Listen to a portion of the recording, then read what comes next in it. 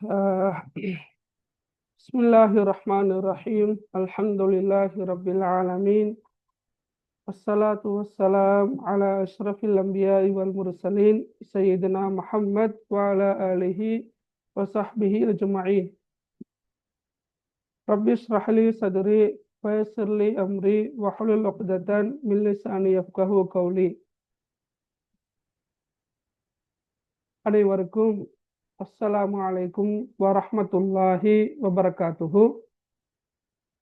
2025ஆம் ஆண்டு காப்போத்த சாதாரண தர பரீட்சையில் அரபு இலக்கிய பாடத்தை எழுத இருக்கின்ற மாணவர்களுக்காக நிகழ்நிலை மூலமாக ஆன்லைன் மூலமாக இறுதியாக இடம்பெற்று வருகின்ற இந்த செயலமர்வில் 2ஆம் நாள் இன்றைய தினம் நான் இன்ஷா அல்லாஹ் உங்களுக்கு மிக முக்கியமான சில விடயங்கள் குறித்து சொல்லித்தரலாம் என்று நினைக்கின்றேன். அந்த வகையில் நேற்றைய தினம் 1ஆம் நாள் ஷேக் அஸ்ஹர் நலீமி அவர்கள் மிக முக்கியமான சில விஷயங்களை உங்களுக்கு சொல்லி தந்திருப்பார்கள். குறிப்பாக எதிர்பார்க்க வினாக்கள் உட்பட விடைகள் எழுதுகின்ற போது இவ்வாறான விடயங்களை கருத்தில் கொண்டு நீங்க எழுத வேண்டும் என்ற அந்த வழிகாட்டலை அவர் தந்திருந்தார். உங்களோட சில சந்தேகங்கள் காணப்பட்டன. நேற்றைய தினம் உங்களுக்கு அந்த முழுமையாக சந்தேகத்துக்கான தெளிவை உங்களுக்கு எடுத்திருக்க முடியல என்றிருந்தால் நீங்க தாராளமாக இன்ஷா அல்லாஹ் இன்றைய தினம் அதை கேட்டுக்கொள்ளலாம். இப்போ அல்ல, கிளாஸ் முடிகிற கட்டத்தில். அதே போன்று குரூப்ல நீங்க இருக்கிறீங்க, ஓப்பனாக தான் நிற்குது. அதில் நீங்க வாய்ஸ் மூலமாகவோ அல்லது டெக்ஸ்ட் மூலமாகவோ ஓட சந்தேகங்களுக்கான தெளிவுகளை கேட்டு பெற்றுக்கொள்ளலாம் இன்ஷா அல்லாஹ். அப்போ அந்த வகையில் நேற்றைய தினம் சேரவங்க ஒரு மாடல் பேப்பரு கூடாக எப்படி நீங்க விடை அளிக்க வேண்டும், நீங்க விடை அளிக்கின்ற முறைகளுக்கு எவ்வாறான புள்ளிகள் எப்படியெல்லாம் வழங்கப்படுகின்றது என்பது தொடர்பாக மிக தெளிவாக விரிவாக கூறியிருந்தார். நானும் இன்ஷா அல்லாஹ் இன்றைய தினம் ஒரு மாடல் பேப்பரை அடிப்படையாக கொண்டு இன்ஷா அல்லாஹ் இன்றைய தினம் ஒரு மாடல் பேப்பரை அடிப்படையாக கொண்டு முக்கியமான சில விஷயங்களை சொல்லித்தரலாம் என்று நினைக்கிறேன். அன்புள்ள மாணவர்களே, மாணவிகளே, அரபு இலக்கிய நயம் என்ற இந்த பாடம் 2016ஆம் ஆண்டிலிருந்து அமுல்ல இருந்தாலும் பேப்பர் ஸ்ட்ரக்சர், பேப்பருடைய கட்டமைப்பு 2 கட்டங்களாக பார்க்கப்படுகின்றது.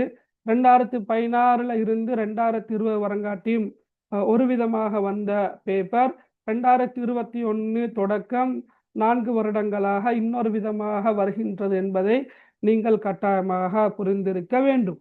ஏண்டா என்னகிட்ட தனிப்பட்ட முறையில் சில மாணவர்கள் மாணவிகள் 2016க்கும் 2020க்கும் இடைப்பட்ட பாஸ் பேப்பர் வினாக்களை வச்சு கொண்டு நீங்க சொல்லித்தர முறை வேற, ஆனால் பேப்பர் வேற மாதிரித்தானே இருக்குது என்றெல்லாம் கேள்வி கேட்குறாங்க. எனவே அந்த தெளிவு கட்டாயமாக எல்லாருக்கும் இருக்க வேண்டும். இப்போ இந்த வகுப்பில் ஜாயின் ஆகி இருக்கின்ற பாடசாலை மாணவர்கள் மாணவிகளை பொறுத்த மட்டும் இந்த இஷ்யூ பெருசா இருக்காது. இருந்தாலும் மதரசாக்கள்ல ஓலவல் எடுக்க இருக்கின்ற மாணவ மாணவிகள் தான் மிக குறுகிய காலத்துல தான் அவங்க ஓலவல் பரீட்சைக்கு தயாராகின்றார்கள் என்ற அடிப்படையில சில நேரம் அவங்களோட கையில கிடைக்கின்ற அவங்களோட தாத்தவோ நானவோ அல்லது ரிலேஷன்ல யாரு சரி எழுதின ஒரு பேப்பர் ஒன்று இருக்குமாக இருந்தால் அவங்க அதை பார்த்து தான் என்ன செய்வாங்க, ஒரு மாடலாக எடுத்துக்கொள்வாங்க. இப்படித்தான் கேள்விகள் வரும் அப்படி என்று. ஆனால் தயவு செஞ்சு அந்த எண்ணங்களை மாற்றிக்கொண்டு 2021 இருந்து வரக்கூடிய வினாப்பத்திரங்களைத்தான் நீங்கள் பார்க்கணும். ஆனால் 2016 இருந்து 2020 வரங்காட்டியும் உள்ள வினாப்பத்திரங்களை பார்க்குறதுல ஒரு பிரச்சனையும் இல்லை, பார்க்கலாம்.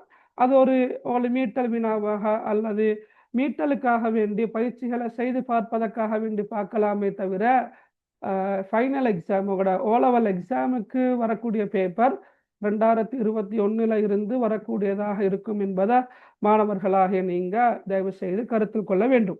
இந்த சந்தர்ப்பத்தில் இங்கு இந்த கிளாஸ்ல ஜாயின் ஆகிக்கிறவங்கள பலவிதமானவங்க இருக்கிறாங்க இந்த செமினார்ல.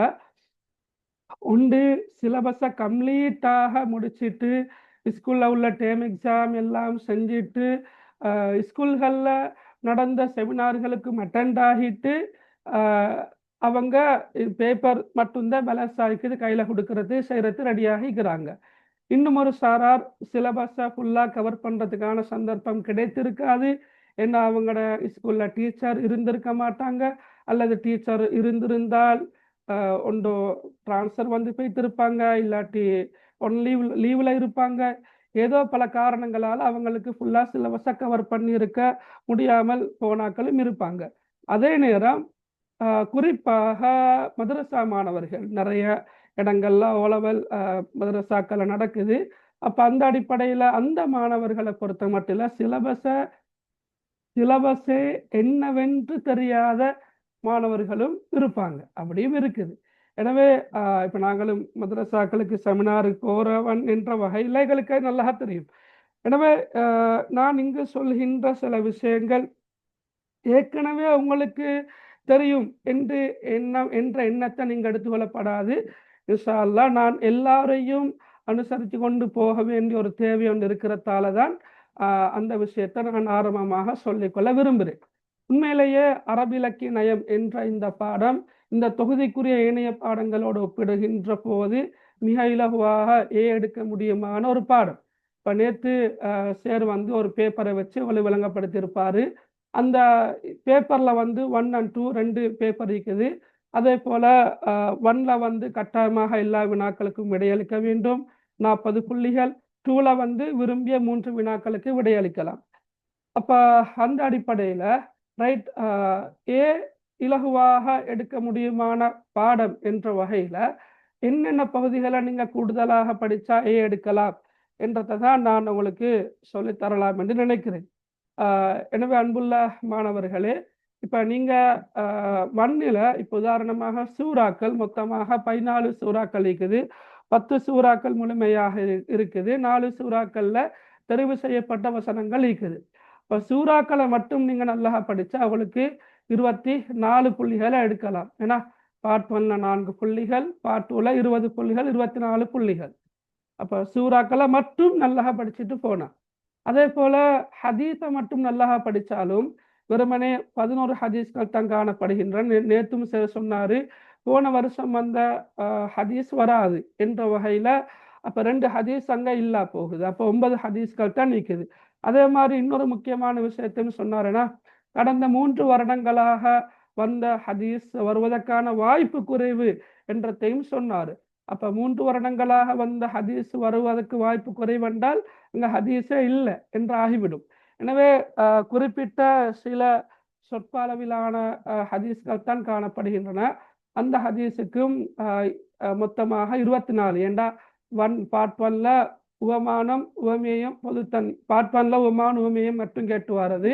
அதே போல் பார்ட் 2ல் வந்து ஒரு பெரிய கேள்வி வர. அப்போ புள்ளகள் இது ரெண்டையும் கூட்டினா 48 மார்க்ஸ் இருக்கலாம். சரியா?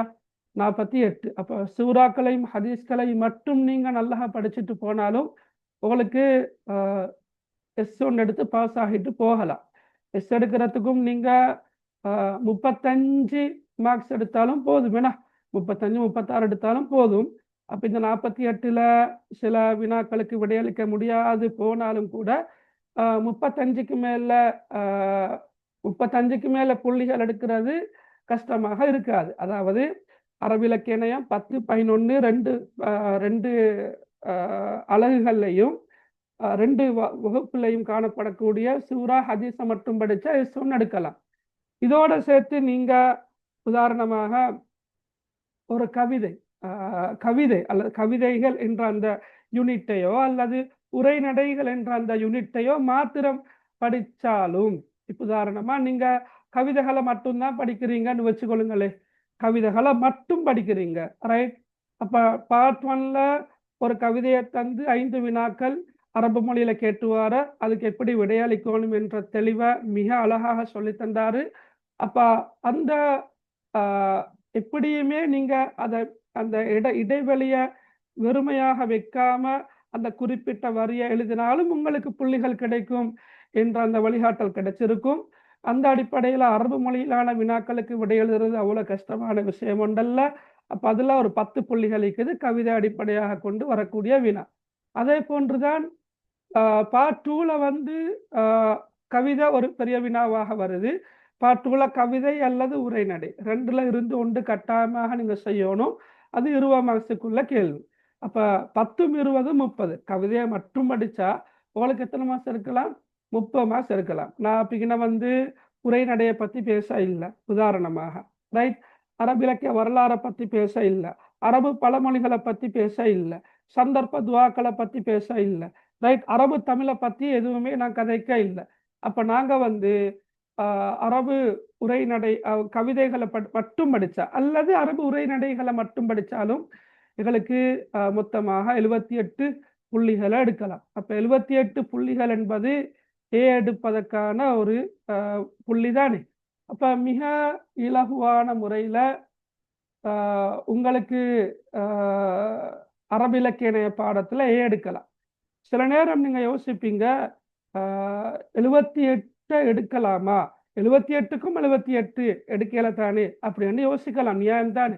ஏன்னா 24க்கு 24 எடுக்கலவே, அதே போல் 30க்கு 30 எடுக்கலாது. அவ்வாறு நீங்கள் அங்கே புள்ளிகள் உங்களுக்கு குறையுமாக இருந்தால் சில சந்தர்ப்பங்கள் அவ்வாறு அங்கே புள்ளிகளில் நீங்கள் பெற்றுக்கொள்வதற்கு உங்களுக்கு முடியாது என்ற நிலை ஒன்று காணப்பட்டால் அங்கே தான் உங்களுக்கு அந்த அரபிலக்கிய உள்ளடக்கம், அரபிலக்கிய வரலாறு, அதே போல் அந்த சந்தர்ப்ப துவாக்கள், அரபு தமிழ் போன்ற வினாக்களுக்கூடாக நீங்கள் முழுமையான புள்ளிகளையும் பெற்றுக்கொள்ள முடியும். எனவே அன்புள்ள மாணவர்களே, அதிக நேரம் எடுக்க முடியாது, பல விஷயங்கள் சொல்லித்தர வேண்டி இருக்குது. அப்போ மிக இலகுவான முறையில் சித்தியை பெற்றுக்கொள்ள முடியுமான ஒரு பாடம் இருக்குமாக இருந்தால் அது அரபிலக்கிய பாடம் தான். ரைட். அது சும்மா பேசின ஒன்றல்ல, ரெக்கார்டும் அதைத்தான் சொல்லுது. கடந்த கால ஓலவல் பரீட்சை பெறுபேறுகளை அனலைஸ் பண்ணி பார்க்கல, பகுப்பாய்வு செய்து நோக்குகின்ற போது மலைக்கும் மடுவுக்குமான வித்தியாசம் இருக்கும்.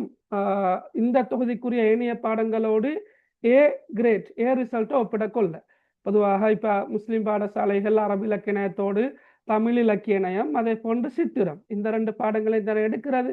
அப்போ இல்லாட்டி ஆகக்கூடியனா இங்கிலீஷ் லிட்ட எடுப்பாங்க.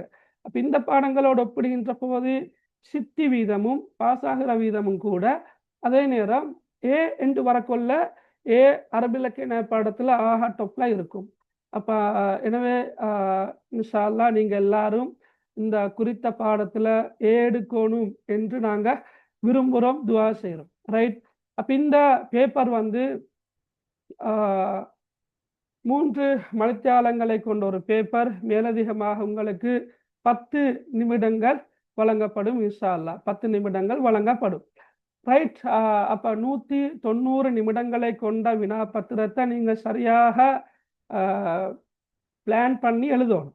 உண்மையிலேயே நீங்கள் ஸ்கூலில் உங்களுக்கு இந்த 3 ஹவர் கொண்டு இந்த வினா பத்திரத்தை தந்தால் நீங்கள் பெரும்பாலும் 2 ஹவர்ஸ் 2.5 ஹவர்ஸில் செஞ்சு முடிஞ்சு சரி. அப்படியும் நீக்குது இல்லையா? ரைட். நீங்கள் பிரச்சனை இல்லை, அது விஷயம் தெரியும் பாடம் என்றபடியினால தான் நீங்கள் ஃபுல்லாகவே எழுதி முடிப்பீங்க. 2.5 மணித்தாளங்களில் அல்லது 2.5 மணித்தாளங்களில் செஞ்சு முடிப்பீங்க. இப்போ தாராளமாக டைம் இருக்குது. அழகா உறுப்பமைய நிதானமாக யோசித்து அழகா பொய்ஸ் வடிவத்தில் ஒரு வரி விட்டு ஒரு வரி என்ற அடிப்படையில் எழுதிட்டு போனால் திருத்தவங்கள்டையும் உள்ளம் குளிரக்கூடிய வகையில் பேப்பர் காணப்படும். சும்மா அந்த அவசரத்துக்கு ஒகேண்டு எழுதப்படாது, பந்தியாக எழுதப்படாது. வழங்கினா அப்போ நிதானமாக நீங்கள் எழுதுறதுக்கு டைம் தாராளமாக இருக்குது. அப்போ இதில் ஆரம்ப வினா, கட்டாய வினானா ரைட். பகுதி 1ல் வரக்கூடிய எல்லா வினாக்களுக்கும் நீங்கள் விடையளிக்க வேண்டும். குறித்த வினா பத்திரத்தில் தான் நீங்கள் விடையளிக்க வேண்டும். இப்போ உங்களுக்கு எக்ஸாம் ஹாலில் இருந்து அந்த வினாத்தால் வெளியே கொண்டு வர முடியாது. பார்ட் 2க்கான விடைகள் தரப்பட்ட விடை புத்தகம் அதில் நீங்கள் எழுத வேண்டும். அதை நீங்கள் எழுதி அதை வேறு வேறையாக கொடுக்கணும் என்ற வழிகாட்டல் எல்லாம் கிடைச்சிருக்கும். சரி. இந்த இடத்துல நான் வந்து இங்கே போட்டிக்கிறேன், அரபு இலக்கியம் பல குறிக்கோள்களை கொண்டது, அவற்றுள் அர் ரசா அல் ஹசல் என்பவற்றின் பொருளை குறிப்பிடுக போட்டிக்கிறேன். இப்போ நான் இந்த 2 சொல்லையும் தெரிவு செய்தமைக்கான காரணம் என்னன்னு சொன்னால், நான் வந்து உங்களோட டியூட் ஒன்று அனுப்பியிருப்பேன், அரபிக்லி சமரி என்று சொல்லி, அதாவது இப்படி ஒரு டியூட் ஒன்னோட கையில இருக்கும். ரைட், சரியா? எல்லாரும் பிரிண்ட் அவுட் பண்ணி கொண்டு வந்திருக்கிறீங்களோ தெரியாது. இருக்குதா? போத்த சாதாரண தர வழிகாட்டல் இறுதி கரத்தரங்கன்னு போட்டு இப்படி ஒரு டியூட் ஒன்று உங்களோட கையில இருக்கும். பிரிண்ட் அவுட் பண்ணி கொண்டு வந்தா மிச்சம் லேஸ். சரியா? இதுல அதிகமான வினாக்கள் இருக்குது. பாஸ் பேப்பர்ல வந்திருக்கின்ற வினாக்களும் இருக்குது. பாஸ் பேப்பர்ல இதுவரைக்கும் வரலாம் என்று எதிர்பார்க்கின்ற சில வினாக்களையும் நான் போட்டிக்கிறேன். அப்ப சேரும் நேற்று பேப்பர்ல பின்னுக்கால சில வினாக்களை தந்திக்கிறாரு. அப்ப எல்லாத்தையும் செஞ்சு பாருங்க இன்ஷா அல்லாஹ். எல்லாத்தையும் மாதிரி இன்ஷா அல்லாஹ் நீங்க செஞ்சு பாருங்க. செஞ்சு பார்க்குற சந்தர்ப்பத்தில் உங்களுக்கு என்ன கேள்வி வந்தாலும் எப்படி வந்தாலும் உங்களுக்கு இன்ஷா அல்லாஹ் எளிதிலுமாக இருக்கும். நான் இன்றைய தினமே இது எல்லாத்தையும் கலந்துரையாடுவதற்கு அவகாசம் கிடைக்காது என்றுதான் நான் நினைக்கிறேன். அப்ப நான் இதுல மிக முக்கியமானதுகளை சொல்லிட்டு போறேன். இப்ப இதுல நான் பேப்பர்ல போட்டிருந்த அந்த 2 சொல்லும் என்ன 2 சொல்லும், அர் ரசா அல் கசல், அந்த 2 சொல்லும் தான் போட்டிக்கிறேன். இப்ப நீங்க பாருங்க பிள்ளைகள், உங்களுக்கு இது கட்டாயமே தெரிஞ்சுக்கணும். சரியா? இப்ப நான் உங்களுக்கு ரைட் அன்மியூட் பண்ணி சந்தர்ப்பத்தை தாரேன். ரைட், நீங்க பேசலாம், பிரச்சனை இல்லை. ஆனா நிதானமாக நடந்து கொண்டா சரி. அன்மியூட் பண்ணினா அன்மியூட் பண்ணி வச்சுக்கொண்டே இருக்க வேணும். வேண்டாவோட வீட்டில் தானே நீங்க இருக்கிறீங்க. அப்ப வீட்டில் மற்றவங்க கதைக்கிறது பேசுறது எல்லாமே தெளிவாக கேட்கும். அது எனக்கும் டிஸ்டர்பாக இருக்கும், படிக்க வந்து இருக்கிற மத்தாக்களுக்கும் டிஸ்டர்பாக இருக்கும் என்ற அடிப்படையில் உங்களோட விடைய சொல்லிட்டு நீங்க அடுத்த வேலையை செஞ்சா சரி. ரைட், இப்ப இதுல கிட்டத்தட்ட 11 சொற்கள் இருக்குது. இட பொருள் உங்களுக்கு தெரிஞ்சுக்கணும். நான் இன்றைக்கு தான் உங்களுக்கு இலகுபடுத்துறதுக்காக வேண்டி ஒரு டியூட் ஒன்று நான் போட்டேன். நீங்க பார்த்தீக்குமேனா இப்படி ஒரு டியூட் ஒன்று நான் போட்டேன். சரியா? ரைட், இந்த இருக்குது டியூட் ஒன்றா ஒரே பார்வையில ஜாஹிலியா கால அரபிலக்கியத்தின் உள்ளடக்கம் என்று சொல்லிட்டு அல் ஹமாசா, அல் ஃபஹர், அல் ரசாஉ, அல் மதஹ், அல் கசல், அல் ஹிஜா, அல் வசுஃப், அல் ஹிக்மா, அல் அம்சால், அல் ஹுத்துபா வரங்காட்டி போட்டிக்கிற இல்ல விடுபட்டிக்கிற வந்து அல் ஹம்ரியா, அது தெரியும் உங்களுக்கு. அப்ப இதுல வந்து ஆங்கிலத்திலையும் போட்டிக்கிறேன், தமிழ்லையும் போட்டிக்கிறேன். ஏண்டா வளமையாக ஒவ்வொரு வருஷமும் எக்ஸாமுக்கு வாரது. அல் ஹமாசாண்டா வீர கவிதைகள், ஓ பொயட்ரி. அல் ஃபஹ்ரண்டா தட்புகட்சி கவிதைகள், செல்ஃப் பிரைசிங் பொயம். ரைட், அப்ப இந்த சொற்களோட சேர்த்து சில மெயினாக உள்ள விஷயத்தையும் போட்டிக்கிறேன். நீங்க அழகா இதை உங்களுக்கு பிடிஎஃப் அனுப்பிக்கிறதால நீங்க A4க்கு தான் பிரிண்ட் பண்ணணும் இல்லை. நீங்க கம்யூனிகேஷன்ல பேசி A3க்கு பிரிண்ட் பண்ணித்தாங்கன்னு சொன்னா இந்த அளவு பெருசாக உங்களுக்கு என்ன செய்யலாம், அதை பிரிண்ட் பண்ணி எடுக்கலாம். அப்ப எடுத்து உங்களோட வீட்டில் நீங்க படிக்கிற இடத்துல ஒட்டி வச்சா கொஞ்சம் அடிக்கடி பார்த்துப்படும், மாறாது. ஏண்டா இது கேர்ள்ஸ் பாடமாக்கி இருப்பாங்க, ஆனா பாய்ஸ் பொதுவாக இதை பாடமாக்குறது இல்லை. எனவே உங்களோட லேசுக்காகத்தான், அதுவும் இன்றைக்கு செஞ்சது. நீங்க கொஞ்சம் இதை பிரிண்ட் பண்ணி படிச்சா நல்ல விஷயம் இல்லை. இப்போ நீங்க வாங்க இந்த அந்த இதுக்கு அதுல வந்து பாருங்க, 2016ஆம் ஆண்டு அல் ஹிஜா, அல் வசுஃப் ஆகிய சொற்கள் வந்திருக்குது. 2017 அல் மதஹ், அல் ஹமாசா. 18 அல் ஹம்ரியா, அல் ரசா. 19 அல் கசல், அல் ஃபஹர். 20 அல் அம்சால், அல் ஹிதாபா அல்லது அல் ஹுத்துபா அன்று வரும். மேலும் 21 ஒரு கேள்வி வந்திருக்குது, அரபு கவிதையின் குறிக்கோள்கள் 2 குறிப்பிடுகண்டு வந்திருக்குது. 22 அல் ஃபஹர், அல் ஹமாசா. 23 அல் வசுஃப், அல் ஹிக்மா. 24 அல் மதஹ், அல் ஹிஜா ஆகிய கவிதைகளுக்கு இடையிலான வேறுபாட்டை குறிப்பிடுகண்டு போன வருஷம் வந்திருக்கிறேன். நீங்க பார்த்தீங்கன்னு சொன்னா இந்த சொற்கள் எல்லாமே ஏற்கனவே ஒரு தடவை வந்து முடிஞ்சு திருப்பவும் அதே சொற்கள் தான் திரும்ப திரும்ப வருது. இப்ப அந்த அடிப்படையில அல் ஃபஹர், அல் ஃபஹ்ரண்டா கருத்து என்ன? சும்மா சொல்லுங்களே, வந்தோ வரலையோ. அல் ஃபஹ்ரண்டா என்ன? தட்புகட்சி கவிதைகள்.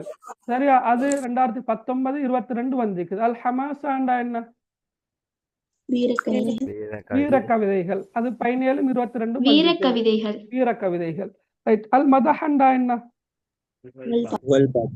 புகழ்பாக்கள் 17 24 வந்திருக்குது. அப்புறம் 4 மஞ்சும் ஒரு முறை தான் வந்திக்குது. சொல்ற விளங்குறா? ஒரு முறை தான் வந்திக்குது.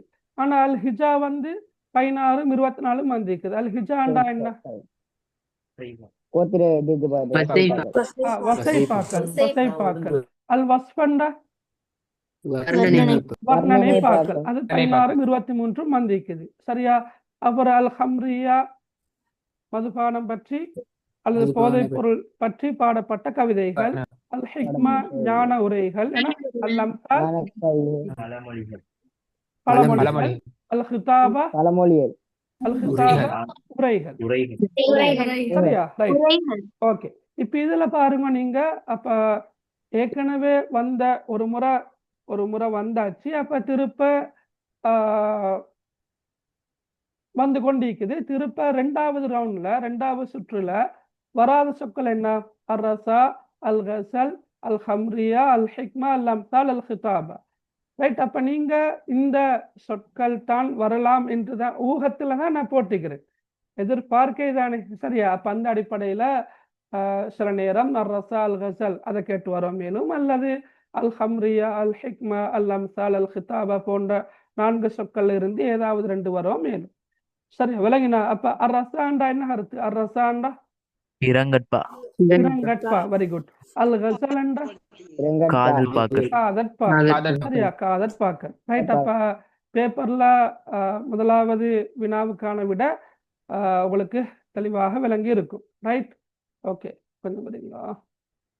ரைட். இப்ப அடுத்தது நீங்க பாருங்க. அப்ப 1வது கேள்வி என்ன? அரபிலக்கியம் பல குறிக்கோள்களை கொண்டது. அவற்றுள் அர் ரசா, அல் கசல் என்ன? அர் ரசா, அல் கசல் என்பவற்றின் பொருளை குறிப்பிடுகின்றால், நீங்க உங்களுக்கு அரபு சொல்லுக்கான அரபு வடிவம் தமிழ்லையும் தந்திருப்பாங்க, அல்லது ஆங்கிலத்துல தந்திருப்பாங்க. அல் ரசா உ அல் கசல் தந்திருப்பாங்க. சரியா? அப்ப நீங்க வந்து அந்த சொல்லை எழுதிட்டு அதோட கருத்து எழுதுறது மிக பொருத்தமாக இருக்கும். சம்டைம் என்பவற்றின் பொருளை இப்படி கேள்வி ஒன்று வந்திருந்தால், என்பவற்றின் பொருளை நல்லா பார்த்துங்க. முறையே குறிப்பிடுகின்றால் நீங்க முதலாவதாக எது எழுதி இருக்கணும்?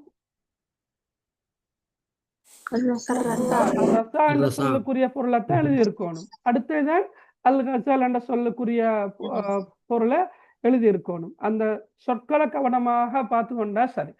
ரைட். அடுத்தது அப்பாசியர் கால கவிஞர்கள் இருவரை குறிப்பிடுக. இப்ப இந்த கேள்விகள் வந்து பொதுவாக என்ன காலத்துக்குள்ளால் இருந்து வரும் என்று எங்களுக்கு உறுதியாக சொல்ல இயலாது. ஆனா ஒரு விஷயம் ஒன்று இருக்குது என்னென்றா, நாங்க கடந்த கால வினாபத்திரங்களை பார்க்கின்ற போது, பாஸ் பேப்பரை பார்க்கின்ற போது வந்திருக்கின்ற வந்திருக்கின்ற பெரும்பாலான வினாக்கள் வந்து இந்த ஜாஹிலியா காலத்துல இருந்துதான் வந்திருக்குது. உதாரணமாக இது அரபிலக்கியம் என்றால் என்ன? இது 19 நான் பார்த்துக்கிறேன், 16 பார்த்துக்கிறேன். ஓகே. முஅல்லகாத் என்றால் என்ன? சபுல் முஅல்லகாத் என்பது எதனை குறிக்கிறது? முஅல்லகாத்தை தொகுத்த கவிஞர்கள் இருவரை குறிப்பிடுக. அல் முஅல்லகாத் என்ற சொல்லின் பொருள் யாது? ஜாஹிலியா கால கவிதைகளின் பண்புகள் 2 குறிப்பிடுக. ஜாஹிலியா கால கவிஞர்களுள் வீரகாவியம் பாடி பிரசித்தி பெற்ற 2 கவிஞர்களின் பெயர்களை குறிப்பிடுக. அரபு கவிதையின் குறிக்கோள்கள் 2 குறிப்பிடுக. ஜாஹிலியா கால சந்தைகள் 2 குறிப்பிடுகன்னு சொல்லிட்டு எல்லாமே சரியா? பெரும்பாலானவை 190% முதலாம் வினாவில் வந்து ஜாஹிலியா காலத்தை வச்சுதான் வருது. எனவே ஜாஹிலியா காலம் என்பது 10ஆம் ஆண்டுல நீங்க படிக்கிறது ஒரு தனிப்பாடமாக தனி அழகாக படிக்கிறீங்க. ஜாஹிலியா காலத்தில் அரபு இலக்கிய வரலாறு எவ்வாறு காணப்பட்டது என்பதை. எனவே நீங்க கட்டாயமாக அந்த கேள்விகளுக்கான விடைகளை எழுதி பாடமாக்கி கொண்டானெல்லாம் மீட்டல் வினாக்கள்லையும் நாங்க குறிப்பாக தந்திக்கிறோம். ஏன்னா ஜாஹிலியா காலத்தை மட்டும் அடிப்படையாக கொண்டல்ல, ஏனைய ரசூலுல்லாஹி ஸல்லல்லாஹு அலைஹி வஸல்லம் அவர்களின் வருகைக்கு பின்னரான காலம், உமையா காலம், அப்பாசியர் காலம், நவீன காலம் என்று எல்லா காலங்கள்லையும் வரலாம் என்று எதிர்பார்க்கின்ற மிக முக்கியமான வினாக்களைத்தான் தொகுத்து தந்திக்கிறோம். எனவே கையில டியூட் இருக்குது, விடை இல்லை. விடையை நீங்களாக எழுதுறது தான் மிக பொருத்தமாக இருக்கும். ஏண்டா விடையை நீங்க பாடமாக்கி எழுதலாம், செக் பண்ணி பார்க்கலாம். பாடமாக்கல்லாட்டி புத்தகத்துல இருந்து வாசிச்சு தேடி எழுத கொள்ள உங்களுக்கு இன்னும் கொஞ்சம் நல்லா பாடம் வரும். இல்லாட்டி எங்களுக்கு கஷ்டம் இல்லை விடையோடு அனுப்புறது. ஆனா நீங்க விடை எழுதி பாடமாக்குறது தான் மிக பொருத்தம். ரைட். அப்ப இங்க வந்து கேட்டுக்கிற கேள்வி என்ன? அப்பாசியர் கால கவிஞர்கள் இருவரை குறிப்பிடுக. 2 பேரோட பேரு சொல்லுங்க பார்க்க. அப்பாசியர் காலம்.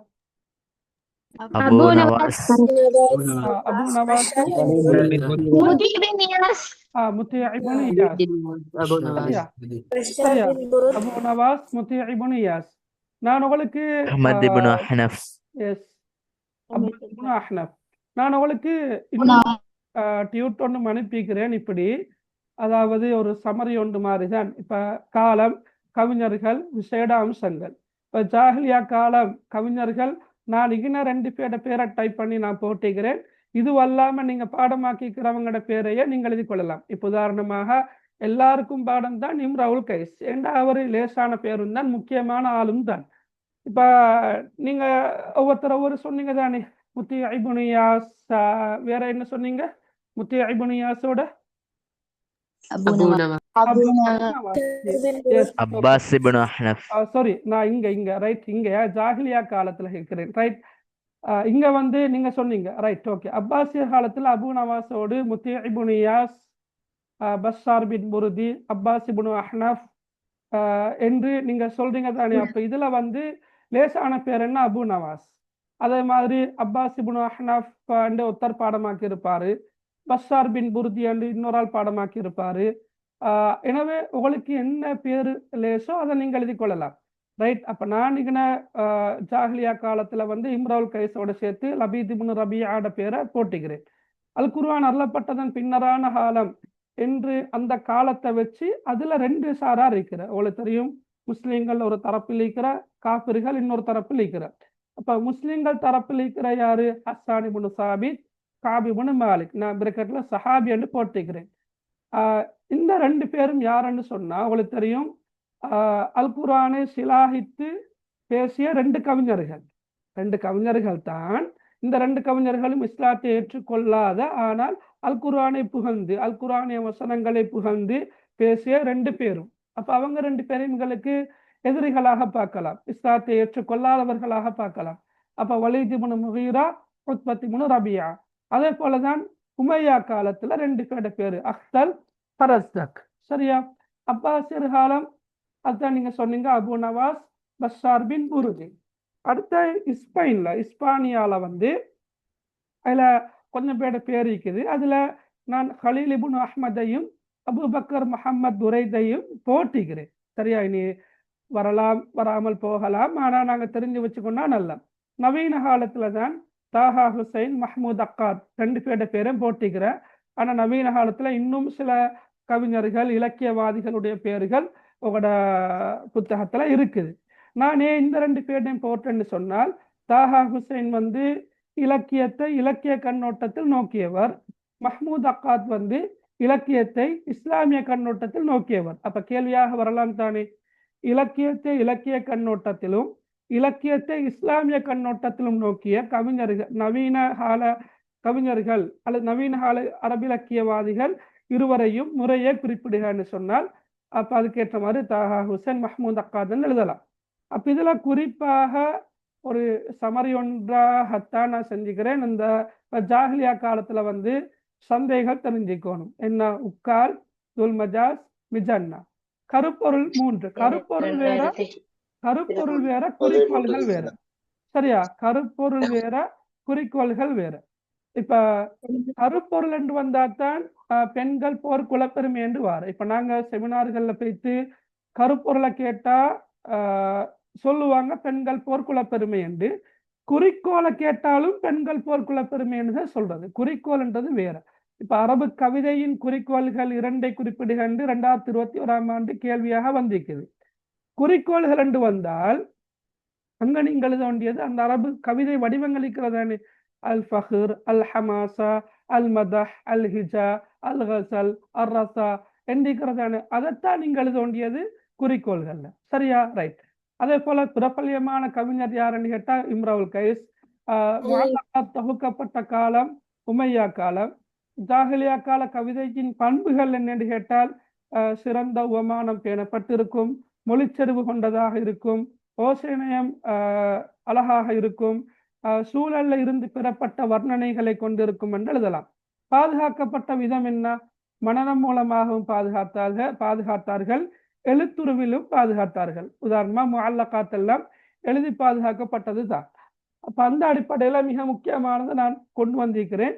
நான் இந்த டியூட்ல, அதாவது இதுல நீங்க பாத்தீங்கன்னு சொன்னா அதுல உள்ள மேலதிகமான வினாக்களுக்கு ஊடாக சரியா மேலதிகமான வினாக்களும் இருக்குது. அப்ப அதை வச்சும் நீங்க இன்ஷா அல்லாஹ் எழுதி கொண்டு போகலாம். அதே போன்று அல் குர்ஆன் அருளப்பட்டது பின்னரான காலம் இந்த பாக்ஸ் எம்டி ஆயிக்குது. உங்களுக்கு எது முக்கியம் என்று நீங்க கருதுறீங்களோ அதை இப்படி ஷோர்ட்டாக எழுதி கொண்டா சரி. உமையா காலத்துல கேட்டு வரலாம். ஏன்னா அரபு மொழிக்கு வழங்கப்பட்ட முக்கியத்துவம் 2 குறிப்பிடுக என்று வரலாம். அப்படி இல்லாட்டி உமையா காலத்து ஜாஹிலியா கால இலக்கிய பண்புகள் மீண்டும் தோற்றம் பெற்றன, காரணத்தை குறிப்பிடுக என்று கேட்டு வரலாம். எனவே மிக முக்கியமாக அடையாளப்படுத்த வேண்டிய விடயங்களை நீங்களாக அந்த பாக்ஸ்ல இன்ஷா அல்லாஹ் எழுதி கொள்ளுங்க. சரியா? Right, okay. அப்ப உங்களுக்கு எல்லாம் அனுப்பிக்கிறேன். எதையும் வச்சுக்கொள்ள அனுப்ப வேண்டியதெல்லாம் அனுப்பிதான் நிற்கிறேன். ரைட். அப்ப அப்பாசியர் கால கவிஞர்கள் இருவரை குறிப்பிடுகன்னு கேட்டால் ஒன்று சொன்னீங்க அபு நவாஸ், அடுத்தது அப்பாஸ் இப்னு அஹ்னஃப் அல்லது முத்தீ இப்னு இயாஸ் அல்லது பஸ்ஸார் பின் புர்தி. ரைட். அடுத்த பாருங்க, பின்வரும் சொற்றொடர்களுக்கு அல் குர்ஆனில் குறிப்பிடப்பட்டுள்ள அரும்பதங்களை எழுதுக.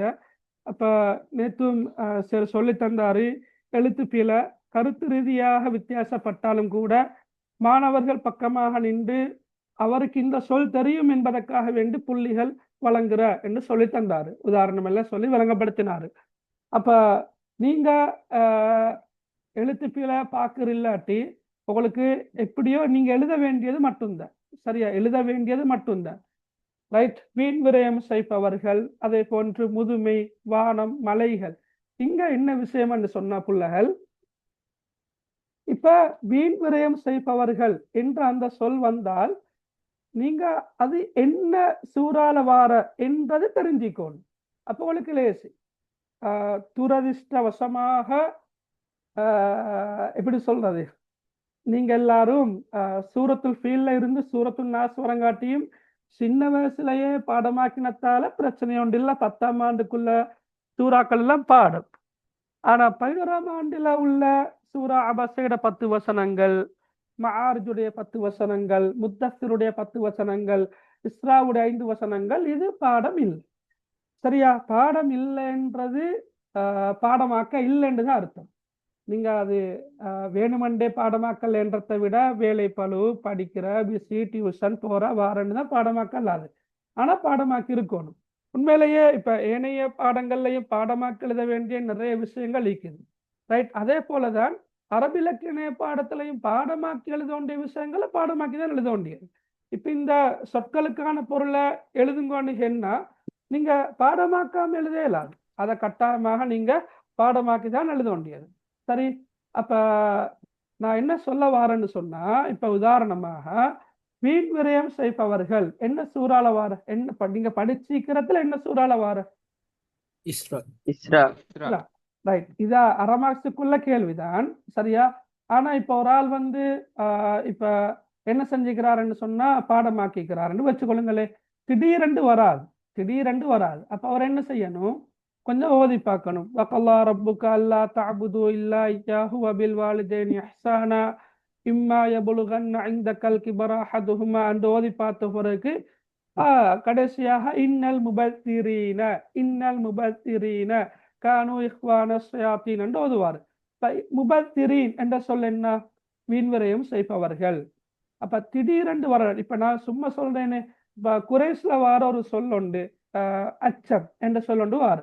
அச்சம் என்ற சொல் நீங்க படிச்சிக்கிற சூறாக்கள்ல எங்கேயுமே இல்லை, குறைஸ்ல மட்டும்தான் நீக்குது. அச்சம், பயம் என்ற சொல். அப்ப குறைஸ் ஓதி பார்க்கல வஆமனஹும் மின் ஹௌஃப் என்று ஓதுவீங்க.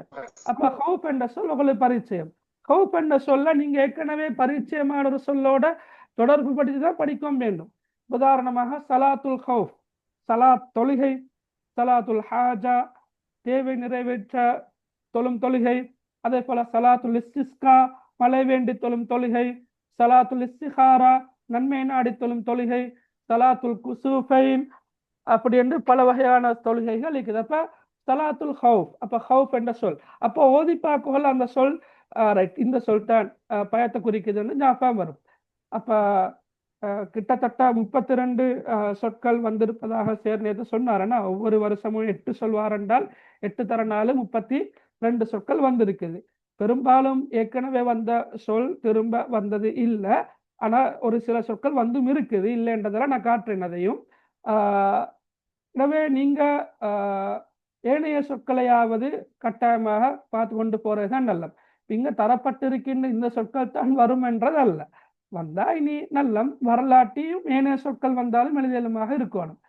சரி, அப்ப வீண் விரயம் செய்பவர்களை குறிக்கிற சொல் என்ன? அல் முபஸ்ஸிரீன். முதுமையை குறிக்கிற சொல் என்ன? முதுமை அல் கிபர். முதுமையை குறிக்கிற சொல் என்ன? அல் கிபர். நீங்க அல் கிபர் எஸ் அலிஃப்லாம் போட்டு எழுதுவோம் மேலும் அல்லது போடாம நீங்க கிபர் எழுதுவோம் மேலும் அது பிரச்சனை ஒன்று இல்லை. வானம், வானத்தை குறிக்கிற சொல் என்ன? அஸ்ஸமா. ரைட், அஸ்ஸமா. அலிஃப்லாம் போட்டு சீன் அப்புறம் மீம் அப்புறம் அலிஃப் ஹம்சா அஸ்ஸமா. மலைகளை குறிக்கிற சொல் என்ன? ஓகே, அல் ஜிபால். சரியா? இப்ப அல் ஜிபால் தான் ஜபல் என்றா மலை, அல் ஜிபால் என்றால் மலைகள். சரியா? மலைகள் அல் ஜிபால். அலிஃப்லாம் ஜீம் பா அலிஃப் லாம் அல் ஜிபால். சரியா? மலைகள்.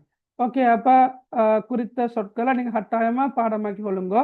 நான் உங்களுக்கு அதுக்கும் ஒரு டியூட் ஒன்று அனுப்பிக்கிறேன். ஆல்ரெடி சில நேரம் உங்களுடைய ஸ்கூல்கள் அது கிடைத்திருக்கலாம் என்று நான் நினைக்கிறேன். ரைட், இப்படி ஒரு டியூட் ஒன்று உங்களோட கையில இருக்குது. ஓகே, இப்போ இதெல்லாம் நீங்க பாருங்க. ரைட், ஒவ்வொரு சொல்லுக்குமாக நீங்க எழுதி பார்க்கலாம். நீங்க இந்த டியூட்டை நீங்க எப்படி செய்யணும்னு சொன்னா இவ்வளவு காலமும் படிச்சதான் நீங்க பரீட்சித்து பார்ப்பதற்காக வேண்டி எழுதி பார்க்கலாம். அலம் தர, நீர் பார்க்கவில்லையா, கைப்பா எப்படி என்று நீங்களாக எழுதி பார்க்கலாம். எழுதி பார்த்துட்டு நீங்க செக் பண்ணி பார்க்கலாம். செக் பண்ணி பார்க்க கொள்ள எது சரி எது பிழை, அப்ப பிழையானதை திருத்தி கொள்ளலாம். என்ன சொல்லுக்கு இதுவரைக்கும் உங்களுக்கு பொருள் தெரியாது என்றதையும் பார்க்கலாம். உதாரணமாக வாறு சல தெரியல அண்டா விட்டுட்டு அடுத்த சொல்லு போறது. அப்ப நீங்க எல்லாத்தையும் எழுதி முடிஞ்சு பார்க்கிற நேரம் பெரும்பாலான சொற்கள் குர்ஆன்ல பெரும்பாலான இந்த சொற்கள் உங்களுக்கு தெரிந்திருக்கும். சில சொற்கள் மாத்திரம் மறந்திருக்கும் அல்லது தெரியாமல் இருக்கும். எனவே நீங்க என்ன செய்யறது? அப்ப அந்த சந்தர்ப்பத்துல நீங்க அதை படிக்கிறது, பாடமாக்குறது. திருப்பவும் உங்களோட கையில PDF இருக்குது. எக்ஸாம் நெருங்குற சந்தர்ப்பங்கள்ல நீங்க திருப்பவும் வேணுமெண்டா எழுதி பார்க்கலாம். ஏண்டா இது 8 மார்க்ஸுக்குள்ள கேள்வி. எப்படி இந்த டியூட் இல்லையா, இந்த டியூட் உங்களை 8 மார்க்ஸுக்கு தயார்படுத்துவதற்கான ஒரு டியூட் தான். எப்படின்னு சொல்லுங்க பார்க்க. 8 மார்க்ஸ்ன்றது எப்படி சொல்லலுமா?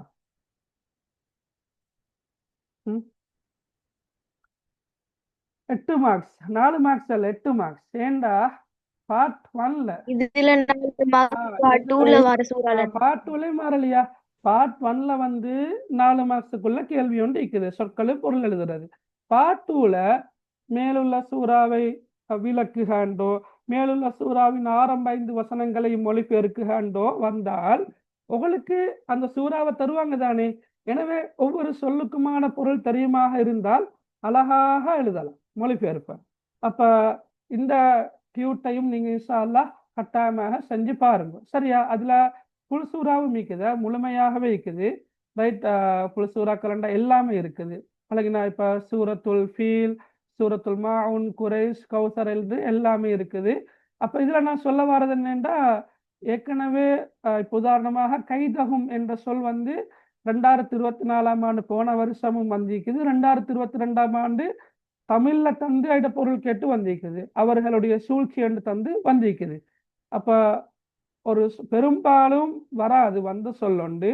ஆனா ஒரு தடவை அப்படி வந்திருக்குது என்பதையும் நீங்க கருத்துல கொண்டா நல்ல இன்ஷா அல்லாஹ். சரியா? ரைட், அப்ப நீங்க அதையும் செஞ்சு பார்க்கலாம்.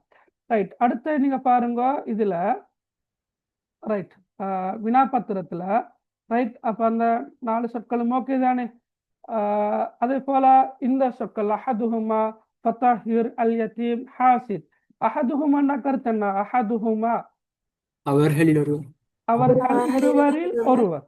ஓகேயா? அஹதண்டா ஒருவர், ஒருவன் ஒருவர். குல் ஹுவல்லாஹு அஹது. அப்ப அஹத் என்ற சொல் அல்லாஹ் அவன் ஒருவன். சரியா, வலம் யகுல்லஹு குஃபுவன் அஹத், அவனுக்கு நிகராக ஒருவரும் இல்லை. அப்ப அஹதண்டா ஒருவன், ஹுமாண்டா அவர்கள் இருவர். இப்ப சூரத்துல் இஸ்ரால அந்த ஆரம்ப வசனத்துல ஹுமா ஹுமாண்டு பல தடவைகள் வருது. ஹுமாண்டா அரபு மொழியில அவர்கள் இருவர். அப்ப அஹது ஹுமாண்டா அவர்கள் இருவரில் ஒருவர் என்று வரும். இப்ப நீங்க ஹுமாண்ட சொல்லோடு நீங்க எதை கண்டாலும் ரெண்டு பேரை சம்பந்தப்படுத்துங்க. ரைட். உதாரணமாக கிலாஹுமா அவர்கள் இருவர், அஹதுஹுமா அவர்கள் இருவரில் ஒருவர். ரைட். வலா தன்ஹர்ஹுமா அவர்கள் இருவரையும் மிரட்ட வேண்டாம். வகுல் லஹுமா அவர்கள் இருவருக்கும் கூறுங்கள். வக்பில் லஹுமா அவர்கள் இருவருக்காகவும் தாழ்த்துங்கள். சரியா, அன்னப்படி என்று ஹுமா என்ற அந்த சொல்லுக்கு அவர்கள் இருவர் என்ற கருத்து வரும். ரைட். அப்ப ஹுமா என்ற சொல் வந்தால் நீங்க அவர்கள் இருவர் என்பதை ஞாபகத்துல வச்சுக்கொண்டா சரி. ஃபத்தஹீர் என்ற கருத்து என்ன? ஃபத்தஹீர் சுத்தப்படுத்துவீராக. ஃபத்தஹீர் என்றா சுத்தப்படுத்துவீராக. அல் யதீம் என்றா அனாதை. அல் யதீம் என்றா அனாதை. ஹாசித் என்றா பொறாமைக்காரன். சரியா, ரைட், பொறாமைக்காரன். அப்ப இந்த சொற்களுக்கான பொருள்களை பாடமாக்கி ஒழுங்கு இன்ஷா அல்லாஹ். சரியா, ரைட். அடுத்த பாருங்க ஹதீஸ். மூன்றாவது கேள்வியாக 4 வருடங்களாக வந்திருக்கிறது. எப்படின்னு சொன்னா ஹதீஸ தந்து உவமான உவமேயம் மட்டும்தான் கேட்டு வந்திருக்கிறேன்.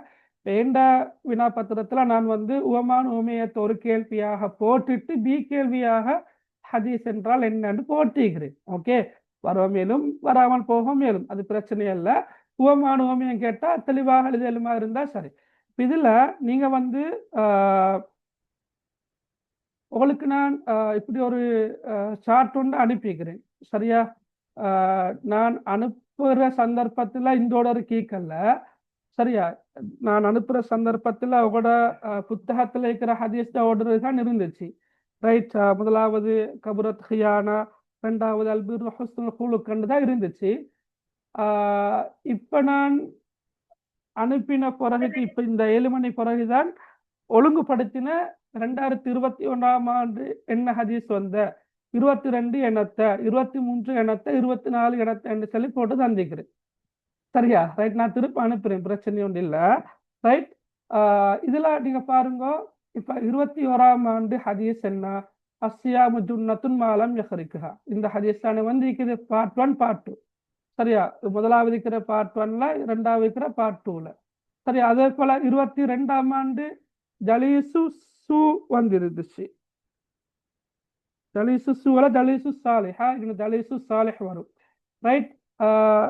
அதுல பார்ட் 1 அதே போல பார்ட் 2க்கு பரஸ்பரம் அன்பு செலுத்துகின்ற முஃமின்களுக்கான உதாரணம் தான் வந்திருந்தது. 23ஆம் ஆண்டு அல்பிர் ஹுஸ்னுல் ஹுலுக் பார்ட் 1க்கும் கபுரத் ஹியானா, அதாவது 10ஆம் ஆண்டுல ஆரம்ப 2 ஹதீஸ்களும் 23ஆம் ஆண்டு போன வருஷத்தும் முந்தின வருஷம் 24ஆம் ஆண்டு வந்திருந்தது பார்ட் 1க்கு.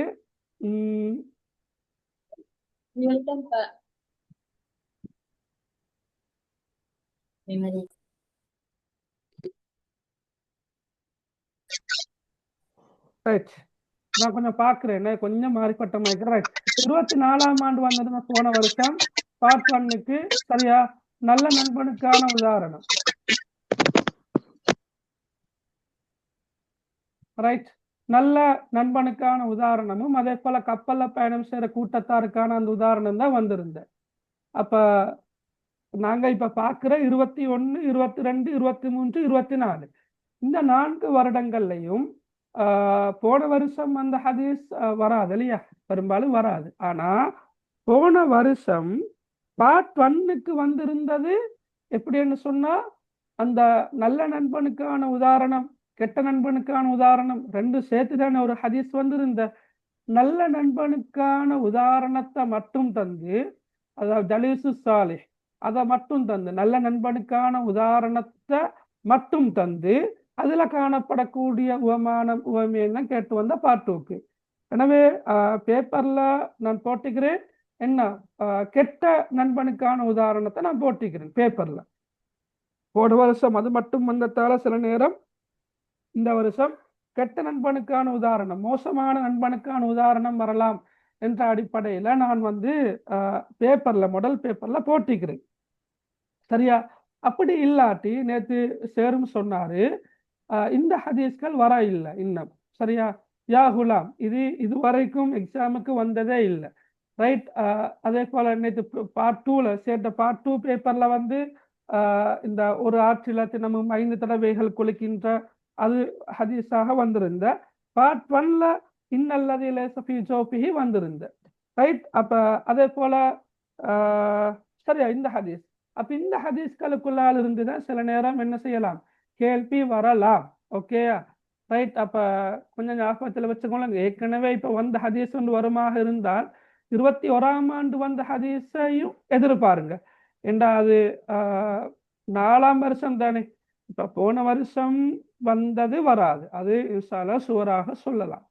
ஆனா அதே போல பொதுவான ஒரு நியதி ஒன்றிக்கிறேன்னா, கடந்த 3 வருடங்களாக வந்ததும் வராது என்பது பொதுவான ஒரு நியதியாக இருந்தாலும் கூட கொஞ்சம் போன வருஷத்தை தாண்டி 23, 22, 21 அதுகளை கொஞ்சம் நல்லா பார்த்துட்டு போறேன். நல்லா அதுலயும் குறிப்பாக 21 வந்தது, 22கள்ல வந்தது. போன வருஷமும் அதுக்கு முந்தின வருஷத்தை முட்டாலும் கூட 21, 22 வந்ததை கொஞ்சம் உன்னிப்பாக கவனமாக பார்த்துட்டு போகணும். எனவே சின்ன ஹதீஸ்கள் தானே. அஸ்ஸியாமு சுன்னத்துன் மாலம் யஹ்ரிகஹா. ரைட். நோன்பு ஒரு கேடயம், சுவன பூஞ்சோலைகள் 2வது ஹதீஸ். அடுத்தது நான் நினைக்கிறேன் இது வந்து இந்த ஹதீஸா தான் நிற்கணுமா. மக்களுக்கு நன்மைகளை போதிக்கின்றவருக்கான உதாரணம் தான் 22ஆம் ஆண்டு வந்திருந்த. அடுத்த பரஸ்பரம் அன்பு செலுத்துகின்ற முஃமின்களுக்கான உதாரணம். அப்ப இந்த 4 ஹதீஸ்களையும் பார்க்கிறதோட இதுவரைக்கும் வராத இன்னல்லதி லைஸ ஃபீ ஜௌஃபிஹி, அதே போல அரைத்தும் லவ் அன்ன நஹ்ரன், இந்த ஹதீஸ்களை பார்த்துட்டு போனா 1க்கும் 2க்கும் உங்களுக்கு எழுதலுமாக இருக்கும். இப்போ பேப்பர்ல வந்து நாங்க எடுத்துக்கிறோன்னா கெட்ட நண்பனுக்கான உதாரணத்தை எடுத்துக்கிறோம். அப்ப மசாலு ஜலீசி சூஇ கமசலி சாஹிபில் கீர் இல்ல விசுபிக மின் சவாதிஹி அசாபக மின் துகானிஹி. நல்லா கேட்டுவாங்க பிள்ளைகள். எக்ஸாம் பேப்பர்ல ஹரக்கத்தோட வரோ மேலும் வராமல் போக மேலும். ஹரக்கத் வந்தாலும் சரி வரலாற்று சரி, உங்களுக்கு ஒவ்வொரு ஹதீஸ்ல இருந்தும் ஒரு குறிப்பிட்ட கீவேர்டு ஒன்று ஞாபகத்துல வச்சுக்கொள்ளணும். இப்போ உதாரணமாக இதுல வந்து ஜலீஸ் அசு கெட்ட நண்பன் இப்படியாவது ஞாபகம் வச்சுக்கொள்ளணும். அப்ப ஞாபகம் வச்சுக்கொண்டா உங்களுக்கு கெட்ட நண்பன் என்ற அந்த சொல் அரபுல தெரியும், ஞாபகம் வந்துச்சு என்று சொன்னாலே அங்கே நீங்க பார்க்கணும் என்ற அவசியம் ஒன்றில்லை, எழுதிடலாம். ஏன்னா என்ன கெட்ட நண்பனுக்கான உதாரணத்துல உவமானம் என்ன உவமானம்? கொல்லன். என்ன உவமயம்? என்ன கெட்ட நண்பன், மோசமான நண்பன், தீய நண்பன். விளங்கினா? அப்ப எங்களுக்கு கருத்து தெரியணும் இல்ல. ஆனா அந்த ஹதீஸ நீங்க சரியாக இனங்கண்டு கொள்வதற்கு ஒரு குறிப்பிட்ட சொல்ற பொருளாவது அல்லது 2 சொற்கள பொருளாவது உங்களுக்கு தெரிந்திருந்தால் தான் நீங்க அதை அழகா எழுதலாம். இல்லாட்டி பிழைச்சிடும். விளங்கினா? எல்லாமே தெரிஞ்சாத்தான் எழுதணும்ன்றது அல்ல. சொல்றது ஹதீஸ நீங்க தமிழ்ல நல்லா படிச்சுட்டு போனாலும் எழுதலாம். அப்ப விளங்கினா? ஏண்டா தமிழ்ல நல்லா படிச்சுட்டு போனேன். இப்ப நான் சொன்ன மாதிரி ஒரு குறிப்பிட்ட ஹதீஸ்ல வந்திருக்கின்ற ஒரு சொல்லொண்ட நீங்க இனங்கண்டு அது இன்ன ஹதீஸ் தான் என்றது உங்களுக்கு தெரியுமாக இருந்தால் உங்களுக்கு அந்த சொல்ல பார்த்த பிறகு நீங்க ஹதீஸுகளை ஞாபகம் வரும். பார்ட் 1ல கேட்டுவார் என்ன உவமானம் கேட்டுவார், உவமேயம் கேட்டுவார். பார்ட் 2ல என்ன கேட்டுவார? உவமானம், உவமேயம், பொதுத்தன்மை, அது 3 கேட்டுவார். அடுத்தது என்ன? அடிக்கோடிட்ட சொற்கள பொருள், அது மட்டும்தான் கஷ்டமாக இருக்கும் என்று நினைக்கிறேன். அடுத்தது போதனைகள். ஹதீஸ் தெரியும் தானே, தமிழ்ல நீங்க ஹதீஸை படிச்சுட்டு போனாலும் போதனைகள் எழுதலாம். இலக்கியம் அது லேசான வழிமுறைகளுக்கு சொல்லித்தாரேன், எழுதலாம். அதே போல ஹதீஸை சுருக்கமாக விளக்குக அண்டு வந்தாலும் இட மொழிபெயர்ப்பு அழகா எழுதலாம். எனவே நீங்க பூரணமாக ஹதீஸ தமிழ் மொழிபெயர்ப்பையாவது பார்த்துட்டு போனாலும் உங்களுக்கு புள்ளிகள் எடுக்கலாம். சரியா? ரைட். இப்ப அதுல பாருங்க, ஹதீஸ் என்றால் என்ன ஹதீஸ் என்றால் என்ன?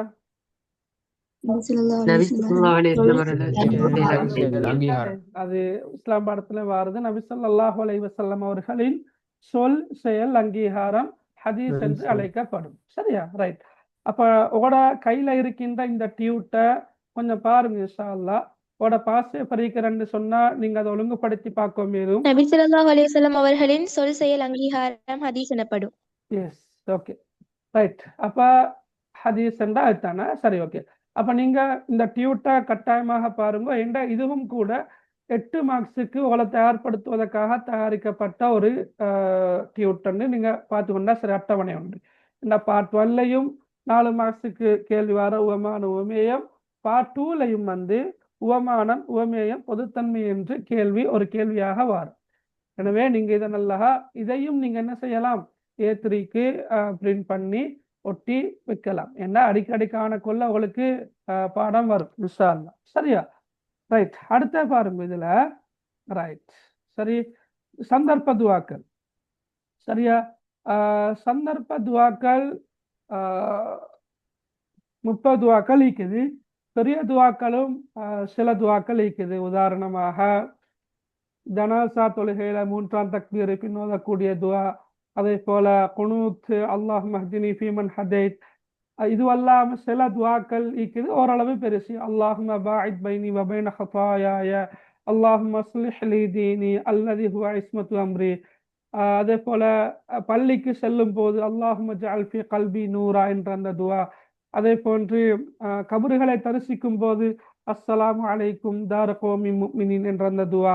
இதெல்லாம் ஓரளவு பெரிய துவாக்கள். ஆனா பார்ட் 1க்கு இது வரைக்கும் அந்த பெரிய துவாக்கள் வந்ததில்லை. சின்ன துவாக்கள் தான் வர்றது, சின்ன சின்ன துவாக்கள். அப்ப இந்த சின்ன துவாக்கள்லையும் உங்களுக்கு பரிச்சயமான துவாக்கள் ஏற்கனவே பாடமாக்கின துவாக்கள் இருக்குது. அப்ப சில துவாக்களைத்தான் நீங்க பாடமாக்கி கொள்ள வேண்டியது.